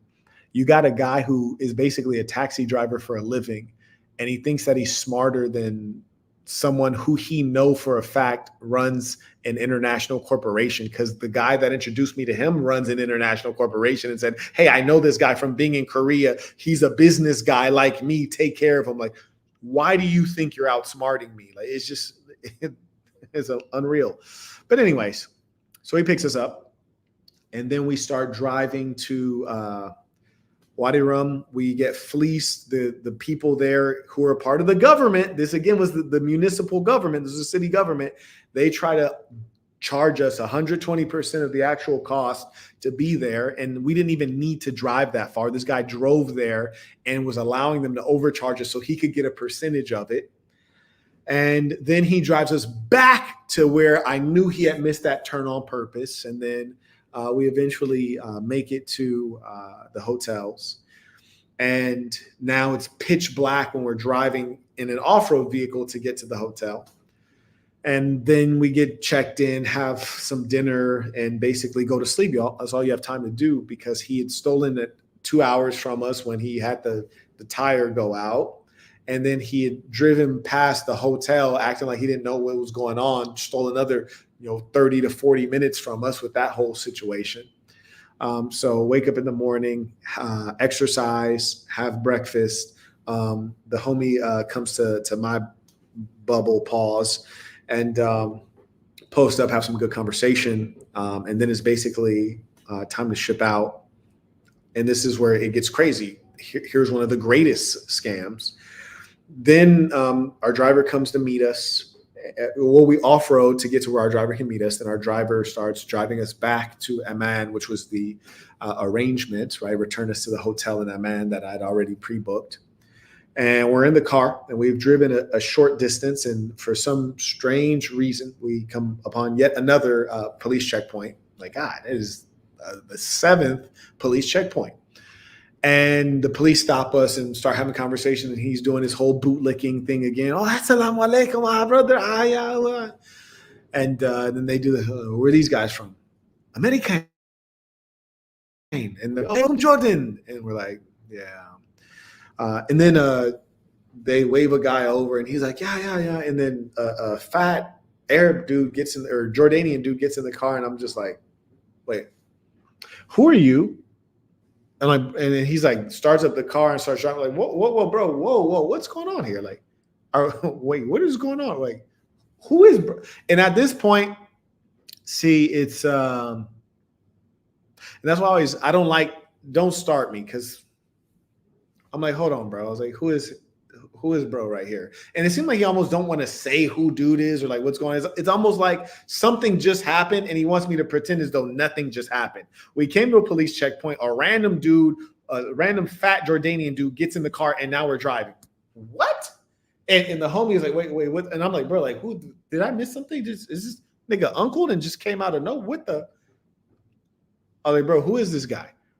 And he was like, no, it's okay. It's fine. I was like, no, actually, it's not fine at all. It's the opposite of fine. In fact, it's extremely problematic. Like, who is bro right here?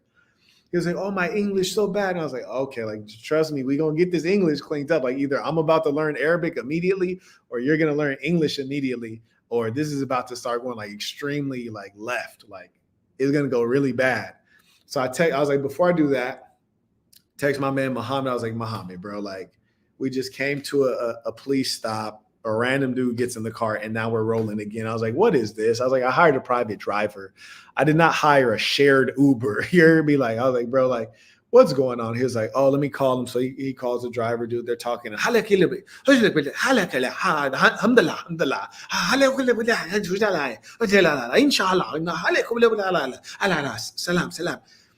then he hands me the phone, and because he was on speaker, then he takes it off speaker, hands me the phone. And he's like, Muhammad's like, okay, Mark, this I know sounds strange, but this is normal. He says, sometimes the police are, he was going to get a fine, and the police are getting off of work or something. They're like going the same way, and so like you'll give them a ride, and so he's just getting a ride, short ride, going. It's not going to affect your trip, and he is a police officer. And in my head, I'm like, this goes against everything. This goes against in everybody's book. Like in the white man's book, this is like, no, that's not quite right. This is this corruption, and this is law enforcement corruption. Like in the white guy's book, this is all bad.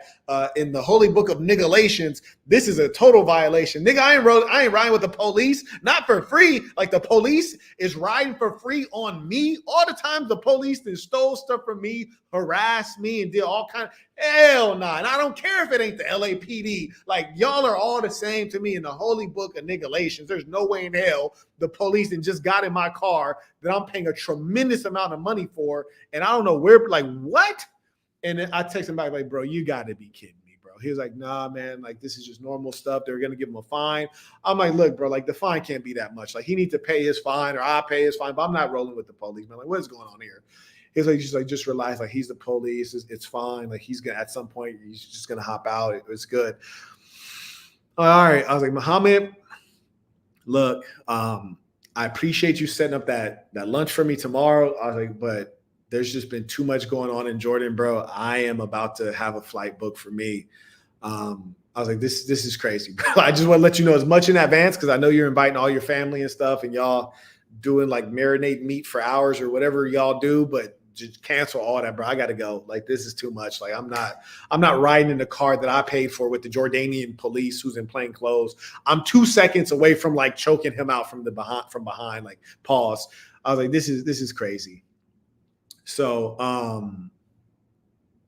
he's like, okay. He's like, brother, no, like he's like, trust me, this happens all the time. He's like, you have nice car. He was like, the police, they'll wait and they have people getting off of work and they live far away. And so basically they just wait for someone who has a nice car and then they get a ride with the citizens. This is normal in Jordan. I was like, yeah, but I ain't Jordanian and I ain't paid for this. And I ain't signed up for none of this. Like, nah, this is too left field, bro. I was like, bro, I've been through the most gutter places. I've been through slums in Mumbai, bro. I've been through backwaters in Albania. I've been through the countryside in Latvia. Man, I've been through the sticks in Ethiopia. I done been through the cartel-infested areas in Mexico. I ain't never seen nothing like this, bro. I was like, this is out of control, bro. I'm up out of here, bro. I'll let you on the flip. So we get off the phone, and then I text my shorty who was in a reasonable time zone, and I said, "Hey, book me a flight. I gotta go. We got to go. Book me a flight, shorty. It's all over." She was like, "Where you want to go to?" I was like, "It doesn't matter, but it needs to leave out tonight. I don't know exactly what time I'm gonna get to the airport because we got a random fat dude in this car. So presuming we actually make it anywhere." Just make it as late as possible tonight. It doesn't matter where it's going. Make sure it's a direct flight. I'll go to that country and I'll figure out the rest from there. But I'm leaving today. She was like, don't you have a hotel for 4 more nights? I was like, it doesn't matter. You cancel it. No refund. I don't care. Get me up out of here. She was like, sir, yes, sir. We keep driving. It's hot in the country. Dude has the windows are down, no AC because he's probably trying to preserve battery on his car. People have crackpot theories. He's trying to preserve battery. So he's not running the AC. Windows are down. And the police, or this dude probably ain't even the police, right? Just a fat Jordanian dude, fat, balding, middle-aged Jordanian dude in the front seat is getting phone calls. So now bro is inconveniencing me as the paying customer. This fool getting phone calls, rolling up the window so he can hear better. It's hotter than a bitch in the back. I'm sweltering and shit. This boy up here taking phone calls with the windows rolled up, having loud conversations, periodically busting up in laughter. And I'm over here like, this can't be real. I was like, am I gonna have to like kill somebody and end up in a Jordanian jail today? Is like, this is what this is coming for? Because I feel like I'm about to flip. Like I feel like I'm about to slap this phone out his hand and it's just everything's about to go left. Because what's going on right now? Then we eventually pull over, and I told this part of the story earlier when the driver's over here like, yeah, man, just give me 10 minutes. I just need to get a quick charge and, just a little 10-minute charge and we out of here. And then the 10-minute charge ends up being like a 23-minute charge. And I know precisely because I was timing it. And then while he's charging, I'm just over here telling my man, like, bruh, it's been a good trip because we've pretty much done everything that you can do in the country. We've done everything you can do. But it's time to go. He was like, sir, it's time to go. I was like, well, where you want to hit next, man? He was like, I want to get here and here. I was like, okay, cool. Wherever we end up at, we're going to make sure we hit those countries, hit these, but we just got to get about this joint, man, because there's too much evil going on. And I just can't imagine that in the midst of evil and the way things are just degrading consistently, that is not going to unravel further. And I know how I'm going to react, and I just don't have a good feeling about how things are going to progress. We got to get out of here before something goes too left, because let one more person do something weird is going to go just too far left. So we end up hopping back in the car and end up driving this cop like 3 hours. Yeah, like it was about 3 hours. Bro was in the car, and we're supposed to be going to the Dead Sea. And we get to where we should have made a left to the Dead Sea because we had a deal with, I think it was Kempinski Hotel or one of the hotels, to do a day pass so that we can access the Dead Sea through their hotel as opposed to the public parts, which are filthy because the Jordanians don't have any respect for anything. I mean, I kid you not, true story. When I was inside of some of the monuments, people had like tagged on the monument, like scratched their name, carved their name in. And I was just like, that's crazy. Like, you have ancient history here and you have no respect for it. Like, that's amazing. And that's what irrelevant people do. Irrelevant people, they show up as trolls in your chat. Irrelevant people call themselves graffiti artists when really they're just creating what is that word? I forget what the real word is. There's no such thing as graffiti art. You're defacing public property or private property that's not yours. This is how irrelevant people try to feel relevant. So anyways, we knew that we needed to go to the private one. And so as a result, I saw that he was passing the hotel where you would turn off to go down to the hotel at the Dead Sea. And I'm like, okay, bro. I was like, what's going on, bro? Like, we're supposed to be over here. You've taken 2 hours out of my day for your blew out tire. You took another 30 minutes out just to give me an extra fee that I didn't need to pay. Then you're taking out another, who knows how much time. Oh yeah. And then you took out another extra 20 minutes to charge your car, which we shouldn't be in an electric car for this kind of a trip. And now we're about to take how much time out to drop this dude off when he was supposed to get dropped off on our path. Now we're going specifically to drop him off. Like, is he paying a bill in here? Like, this is wild. Goes to drop off this dude, dude hops out at some point, like in the middle of the street, which is how they do. There's no civilization. Then eventually we go back to we go to the hotel and we go down to the Dead Sea. And when we're going into the hotel, I kid you not, so there's only about an hour and a half before sundown, right? There's an hour and a half before sundown. We're going to the Dead Sea, which was, for me, this is one of the few things that I was very excited about. And truth be told, I don't really get excited about much in general. Like, I've seen everything, right? Like there's no place that I'm like excited to go at this stage. I've seen everything. But I was excited to go to the Dead Sea because specifically I'm negative buoyant. I've always been able to swim my whole life. I can float, but I have to hold air in my stomach. I'm negative buoyant. So to be able to go to the Dead Sea and due to the salinity of the water, be able to float like a normal person, I'm excited about that. It's a new experience for me, something I've always wanted to do comfortably and feel that relaxation of floating. So anyways, now we got an hour and a half till sundown. And we still haven't even gotten into the hotel, done whatever process we got to do. And we pull up and the guy, security walks up and does the whole police check thing. And he's like, oh, where are these guys from? And he's like, American. And the guy's like, oh, welcome to Jordan. And we're like, and he's like, okay, so what do you want to do? You want to have food? And I was like, bro, like the driver told you we just want to get in the water in the Dead Sea. That's it. He was like, okay, so no food. I was like, no food. He's like, okay, so you want to have food? No food. Do you want to do massage? Do you want to do spa treatment? I'm like, bro, listen. Can you hear me? Do you speak English? Okay, cool. Listen, we just want to go to the Dead Sea. No spa. He's like, so no. I was like, stop talking. Stop talking. No spa, no food, no nothing. Just the Dead Sea. That's it. And he was like, okay, so I'm going to go ahead and take a pause for the cause, give you guys some time to support the work. And let's see if we had anyone come in through Super Chat since last time. Shout out to King Florio. I actually think I just had left these up. Sorry about that. He writes, out of all the cities you visited globally thus far, what city would you say is the most beautiful Piece of the Saints? Wow. So that's a tough one. Some of the cities are just remarkable in their aesthetic. I've been to the Amalfi Coast, Positano. So that is just extraordinarily gorgeous, whether you're like in your villa, your seaside villa, looking out at the ocean and looking down, or you go down to like the main floor of the beach and you look back up at it. It's utterly gorgeous. So I do recommend Italy for that reason. So there's that one. Then Monaco is gorgeous as well.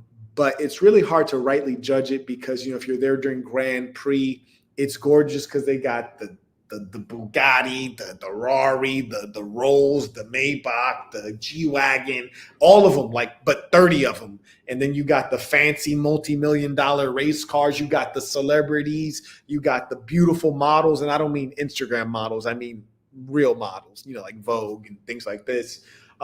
And so everyone's there. It's a little bit foggy because you're up in the mountains. You have the beautiful European architecture. It's just you're surrounded in everything that everybody wants if they being real. You hear me? And if you don't want it, you at least want a taste of it. You want to see it one time. So in that regard, Monaco is quite gorgeous. But just when you're right there in front of a Hotel du Paris or the whatever the casino is called, it escapes my mind right now. But if you're in that little square, that's beautiful. It's like mountains and cliff to the ocean, and then all this beautiful European architecture, beautiful people, beautiful cars. That's unparalleled.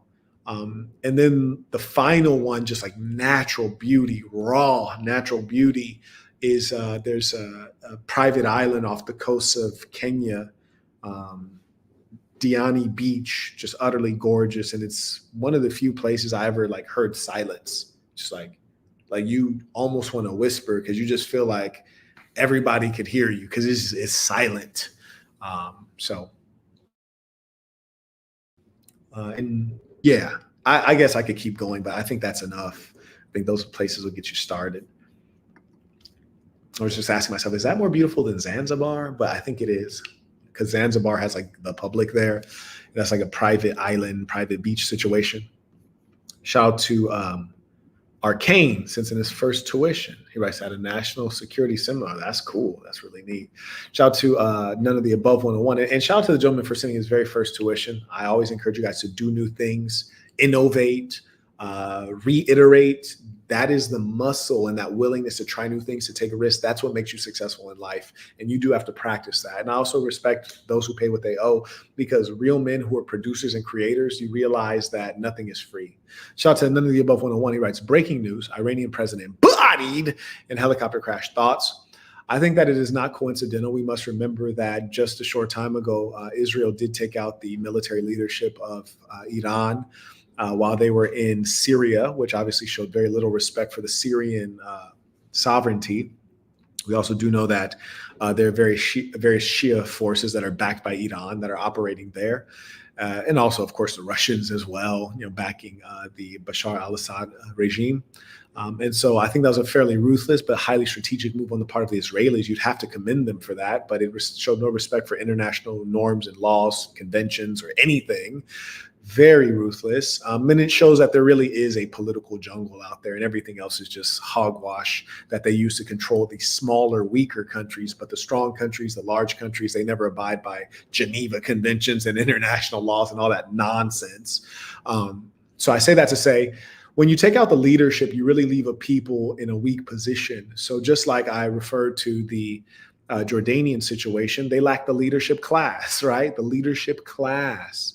Right. So what I'm talking about is you had all that brain drain occur in Jordan. And that's why you have so many dishonorable, dishonest elements there operating, which compose the majority of their population, the overwhelming majority of their population. And in the case of Iran, Iran has really been boxing above their own weight. And what I mean by Iran boxing above their own weight, when you consider the fact that they're engaging in several proxy wars, so many theaters of war is not even funny. You might consider Syria, Yemen, and it goes on. I'm not going to get into it. And they have one of the most effective militias on earth, which is able to contend with actual governments or government militaries, which means a properly funded and organized, legitimate, acknowledged military. It's really extraordinary, and they're able to contend with the United States and that whole axis of evil, really, is what it is now. That's remarkable. So no matter what people lie and say about Iran in terms of them having a weak economy or a weak society, or they're going to be revolution in Iran, it's all nonsense. Those boys are just really you can tell that they are the descendants of the Persian Empire. They're living like that. They're operating like that. Their influence is disproportionate, just like Qatar. Qatar is a miniature little place, but their influence is enormous, and their wealth is significant as well on the economic side. And I think that the same is true on the military political side for Iran. So with regards to, do I think that it was coincidental that during this critical time span that the leadership in Iran, military and political, is being wiped out? No, I don't think it's coincidental. I think that it's highly strategic, and the best that a special ops team or a clandestine services team can do is to make things. Listen, Book of Dark Truths. I talk about things like this in the Book of Dark Truths. That is what I think. I think what the Book of Dark Truths would tell you. Not getting into it.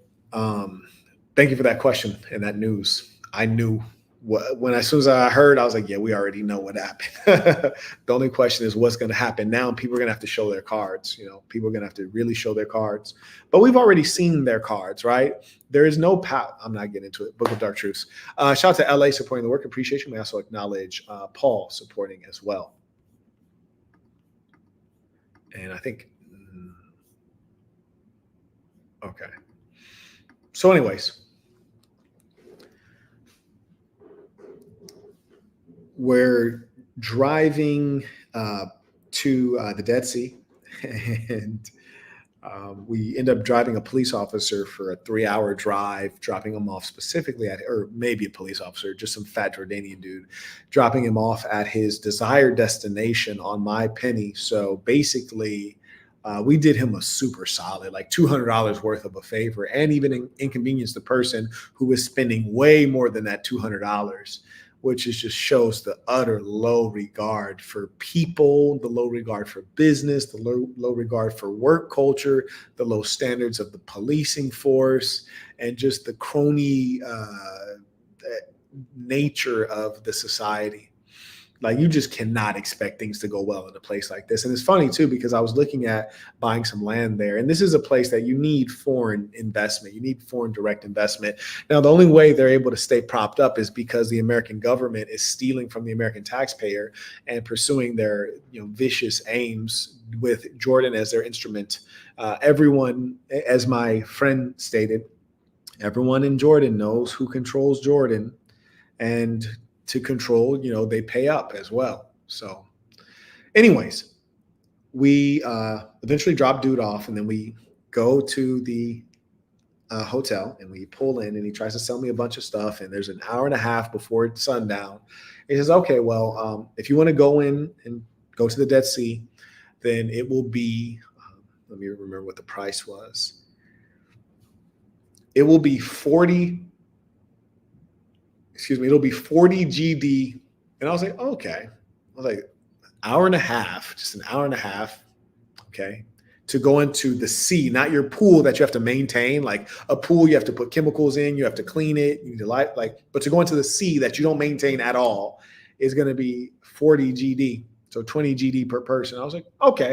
And he was like, each. I was like, God, here we go again. I was like, here we go. I was like, okay, so 40 GD each. So 80 GD total for an hour and a half to go into a sea that you guys don't have to maintain. Okay, cool. You guys might be asking yourself, well, Marquett, how much is 80 GD? And mind you, this is like, or JD, this is consistently all expenses that really don't have to happen. And I say this because most people going or not going in here with an infinite budget, right?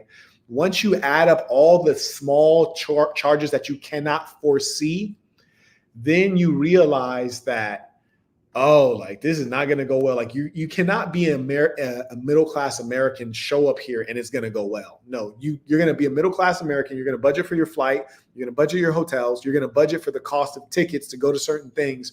And then you're going to have to basically double your budget due to corruption. So anyways, for an hour and a half in the Dead Sea, it was basically charging us $113 to spend an hour and a half in the Dead Sea that they don't have to maintain. And part of the reason is because if you go to the Dead Sea that's public, it's absolutely filthy, dirty, and disgusting because the Jordanians are living in this way and the government is not cleaning it or enforcing any standards. So you're forced to go to the hotel option, and they're charging you $100 for an hour and a half. Fantastic. So then we walk in, and so we come into the hotel, and we're looking around. No one says anything. There's just one guy. He's not even at the front desk. He's at the side of the front desk. And so we figure, oh, okay, well, we're going to the pool area, so to speak, or we'll probably pay at the pool. And you guys know in upscale hotels, you go to the pool, or if it has a beachfront, you can always go there and you can charge things there, drinks, food, etc., on the beach or at the pool. So I figured, okay, we probably pay at the pool. And all I have is my phone and my bank card. So we go down to the pool. We walk past the pool and we get to the Dead Sea, and go ahead, set our stuff down, hop in, and sure enough, 5 minutes later, guys on a walkie-talkie comes up like, hey, you guys got to get out. Okay, I say, this is to collect the fee. I was like, I literally came down here. There's no one here. We were inside. There's no one there. No one saying anything to us. We already negotiated a rate. I was like, I brought my bank card. It's right there on the recliner. I was like, just grab my bank card. Boom, go ahead and scan it. And honestly, I'm not even worried about it because, whether they want to double charge me, triple charge me, or et cetera, because I have a number of divisions that like stop certain kinds of things from happening. I'm not worried about it. Like, bro, take the card, go charge it up. And he's like, no, we can't do that. I'm like, in this country, you do all sorts of things that are ill-advised. You're telling me you can't take my card, go and charge it. The only thing, he just didn't want to have to walk up there and then walk back. I kid you not. That was the true story. He didn't want to have to walk up there and walk back.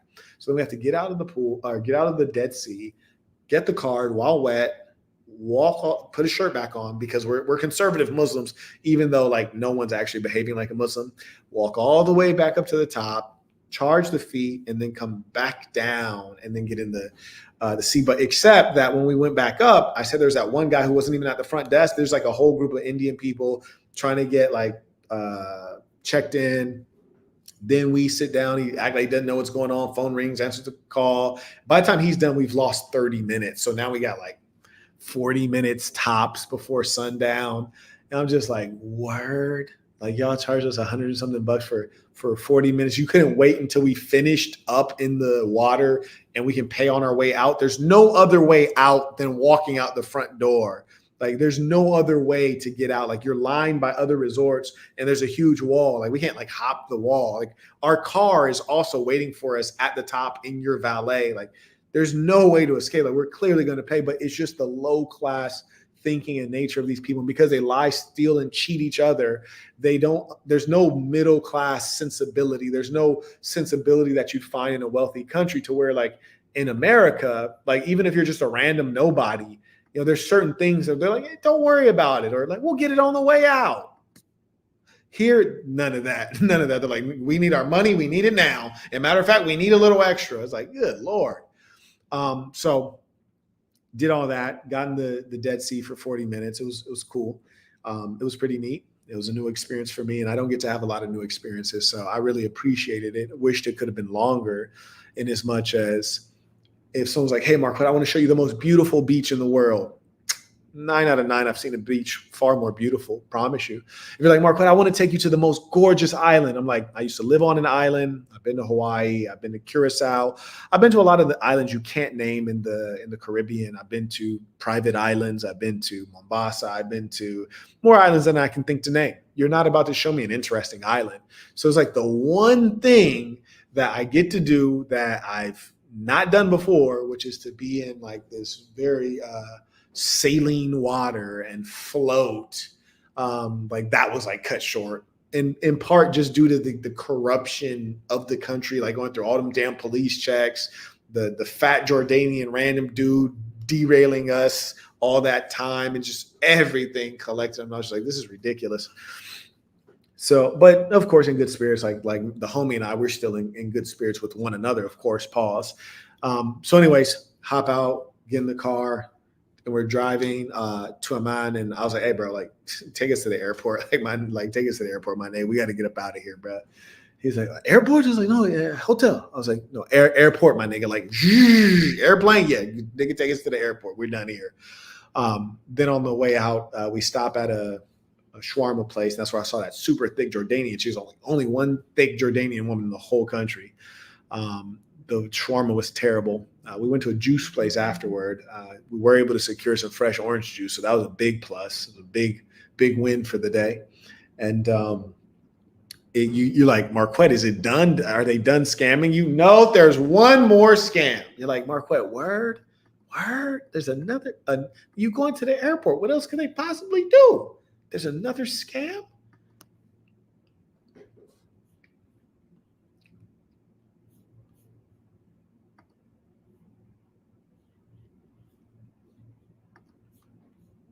Yeah, there's another scam.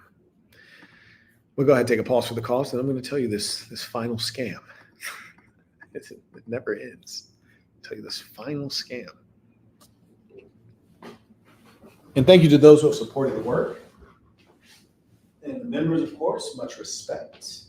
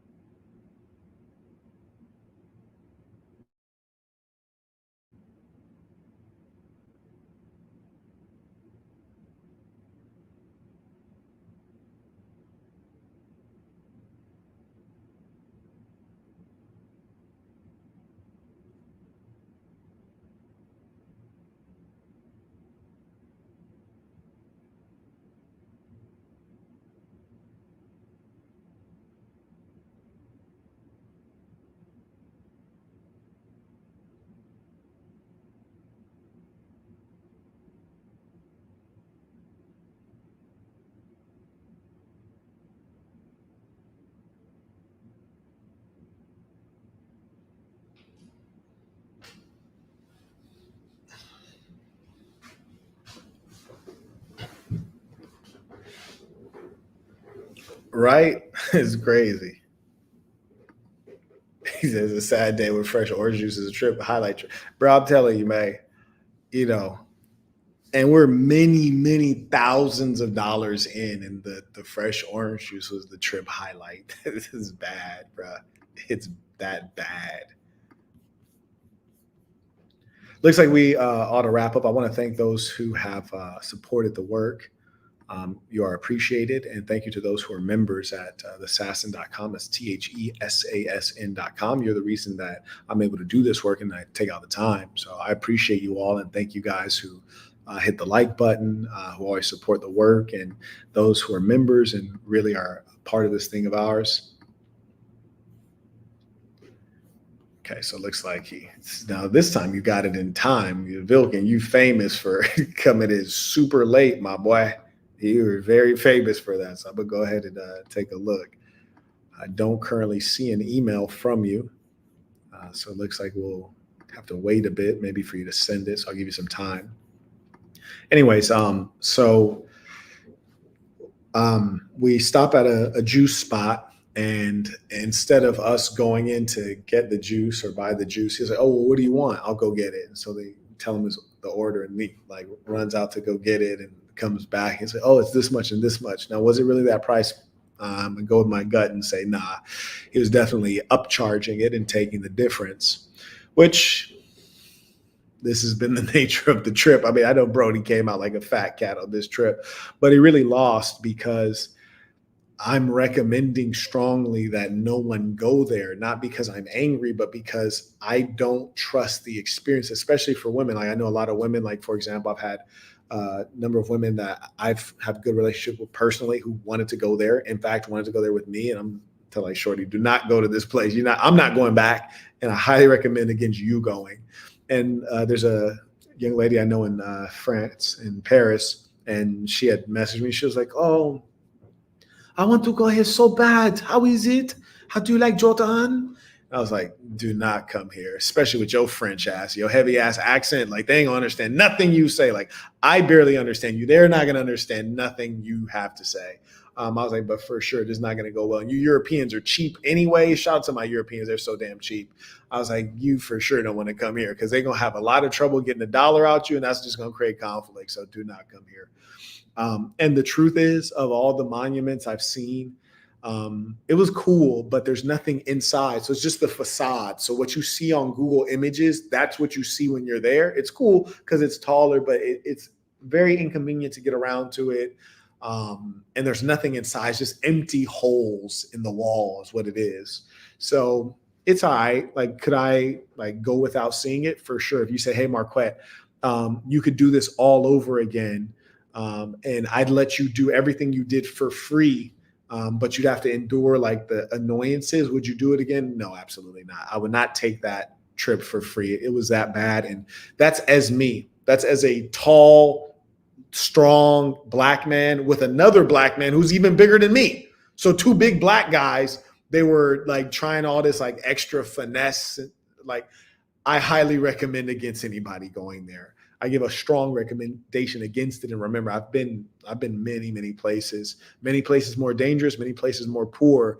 And I've never experienced anything like this unpleasant. You guys follow me on IG. Someone drop my IG. You can just go through my highlights. That's not all the places I've traveled. That's maybe about 60% of the places that I've traveled.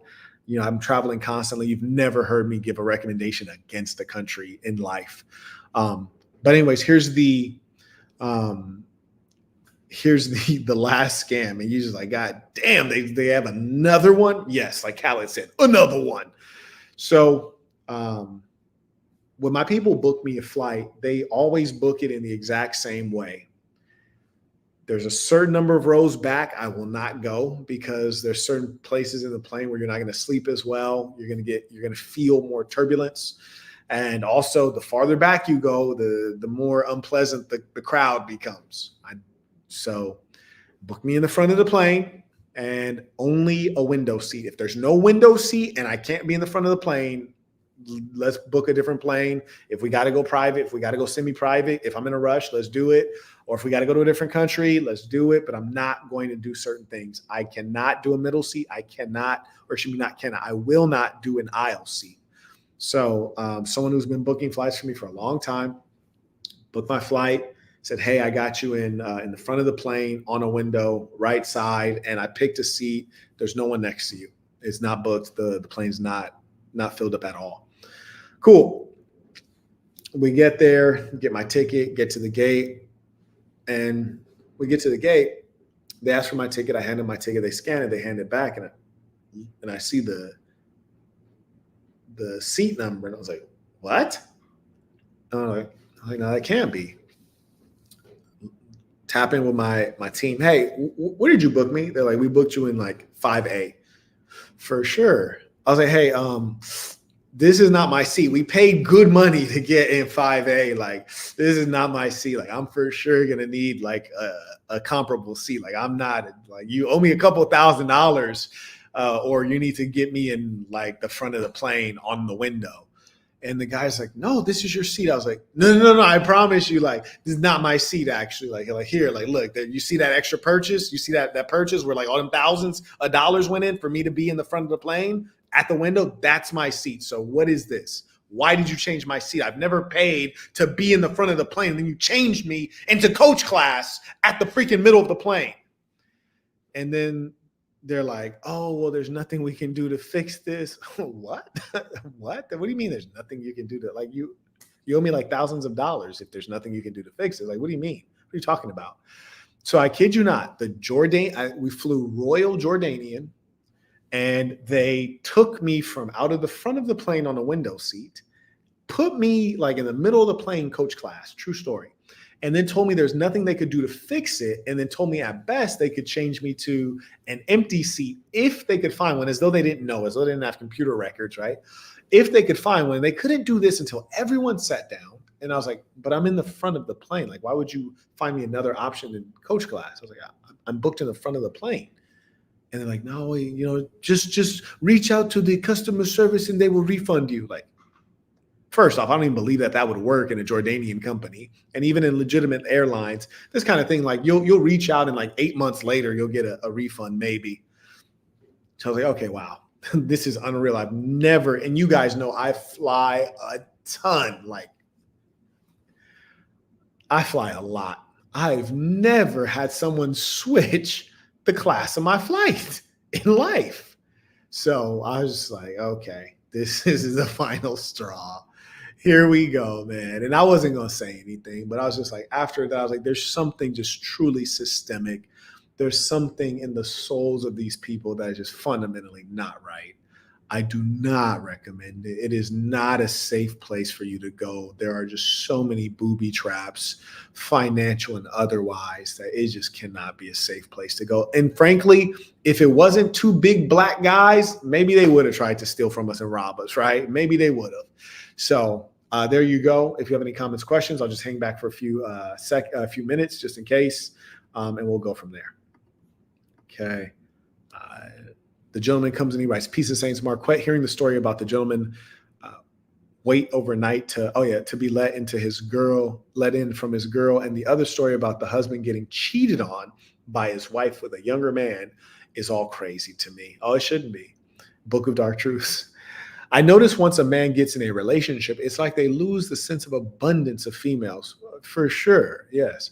He writes, how would someone in a relationship still spit game without sabotaging the relationship? Well, first off, having an understanding is the key of like what you will do, what you won't do, what kind of man you are. So having that understanding and selecting the right woman who knows what has meaning. Most women, if you select a woman that's worthwhile and she has self-esteem, she knows that there are things about her that are unmatched in most women. And, I've even been around women who are beautiful women. They see another woman, oh, that woman's so pretty. And they can compliment her because they have self-esteem and they're certain of who they are. But that is also true for women who have other merits, such as personality. They're willing to serve, they're disciplined, they're honorable, they're honest, they have humor, intelligence, competence. And they realize that, if they're dealing with a boss and, you might like look at some woman, they're not going to fall apart because you looked at this girl because her yayas are enormous and she has them like on display. She knows she saw them biddies as well. She's not going to act a fool because of that. So that's the key, is mate selection is utterly critical. He writes, to not lose that skill if the relationship goes sour. Yeah, I mean, you always got to be working at the end of the day. Like you always got to put your work in. Muscles that don't get exercised atrophy. And we all know this. And the truth is, women like a woman who women want. I've stated previously that a woman's favorite cologne on a man is the scent of another woman. You dig? Somebody send that to me so I could put that, so I can like make this book of quotes one day. Shoot that to me on IG.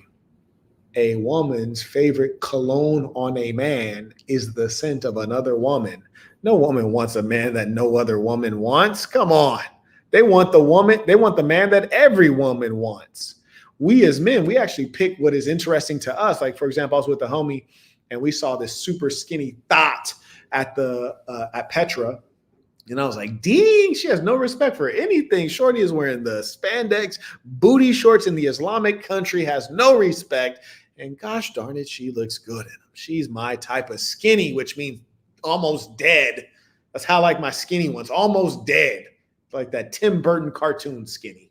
And the homie was like, I can't do it. I was like, bro, put him on a trampoline and bounce him over to me. He was like, for sure, Brody, I got you. I like some thick. I was like, oh, absolutely. Bounce some skinny ones my way, which is to say, like, he likes what he likes. I don't care what he likes. I don't need to persuade him to like skinny bitties. And I like skinny ones, and he'll need to persuade me not to like them. You feel me? Like, we're comfortable, like, staying in our lane, but women all want to be in the same lane. You hear me? They all like the same thing. They all of them wear makeup. All of them wear fake nails. All of them wear, all of them wear high heels. The concept of individuality is not as strong. Okay. Shout out to Mr. Malave supporting the work. Appreciate you. Good to see you, Saint. Vilkin sent that question 3 times. That man wanted an answer. Shout out to Dedrick. He writes, peace to the saints. Does this make you have a different opinion of your contact who set you up with the driver, or was it just the driver? It definitely at some level gives me a different perspective on him. He was actually there the entire, like, remotely. He was like engaging the entire time to make sure that things went as smooth as he could make them go. Like, he probably ended up on a phone call. And it's in retrospect, it's kind of sad, but he probably ended up on the phone like 8 times over that 48-hour period, just trying to help things go right. And he was constantly available on WhatsApp. Like, he worked for me. So in as much as that's the case, he did everything he could do. But at the end of the day, you cannot make a good smoothie with rotten strawberries, right? And so he did the best he could with the human resources available in that country, which are nil. There's not many. And so I respect the fact that he went all out for me and was going to set up a great family welcome for me. Good brother. And that's precisely why within our culture, we have this concept of being confirmed, right? Which is to say, if you're confirmed, and you've been blessed with that pen, like, we know that you are legit. You're not almost legit. You're not halfway good. You're vetted and verified all the way through. And that's what you're lacking in that situation. Like, Brody was not confirmed. Like, Brody was for sure, like, on the outside. So I have to at some level look at him a little differently. But no, I still have a great amount of respect for his knowledge, his wisdom, his kindness, his religiosity, and he tried his best to help with the resources there in that country. Just like if someone wanted to, I wanted to build a house in Namibia, and a friend was like, hey, I can help you do this, but I know the build quality is not going to be to Western standards because it's Namibia, it's not the West. Or even I should say Mexican standards, you hear me? Because really it's the Mexicans who really have created that high level of build quality in America. You heard me? Shout out to the hardworking people of Mexico in a real way, you dig? May I also acknowledge the Rock Inc. K, or the Rock in CK, who knows? But shout out to him. He writes, when you are Black excellence, the powers that be are out here to get you. Take care. Peace to the saints. Indeed, peace to the saints. Yes, indeed. Fantastic. And also, I would also like to remind everyone that if you, like, while I'm going through, if you send an email just like trying to randomly get my attention, my team is archiving and deleting them and blocking you. So you'll never get my attention. And also, if you're asking me for money, you'll never get any money from me because I don't take incoming requests for money or support or philanthropy. I select what I feel strongly about, and it will never be what you're doing. And most of you are scamming anyway, so I'm aware. And I just think it's really a sad thing to live like that. It's a low thing, and I do hope that you don't see tomorrow. I really do hope you don't see tomorrow. So please, I'm not the one, and you really want to clean up your life and live like an honorable person. Saints, it's been a pleasure to have this time to fellowship with you. Let us end this with our tradition, the Creed of the Assassin. Repeat after me with full conviction, knowing this is true of you. The Creed of the Assassin. I am going to be who I truly am because I am remarkable. And I am going to strive every moment to show the greatest part of who I am. Until next time, peace to the saints.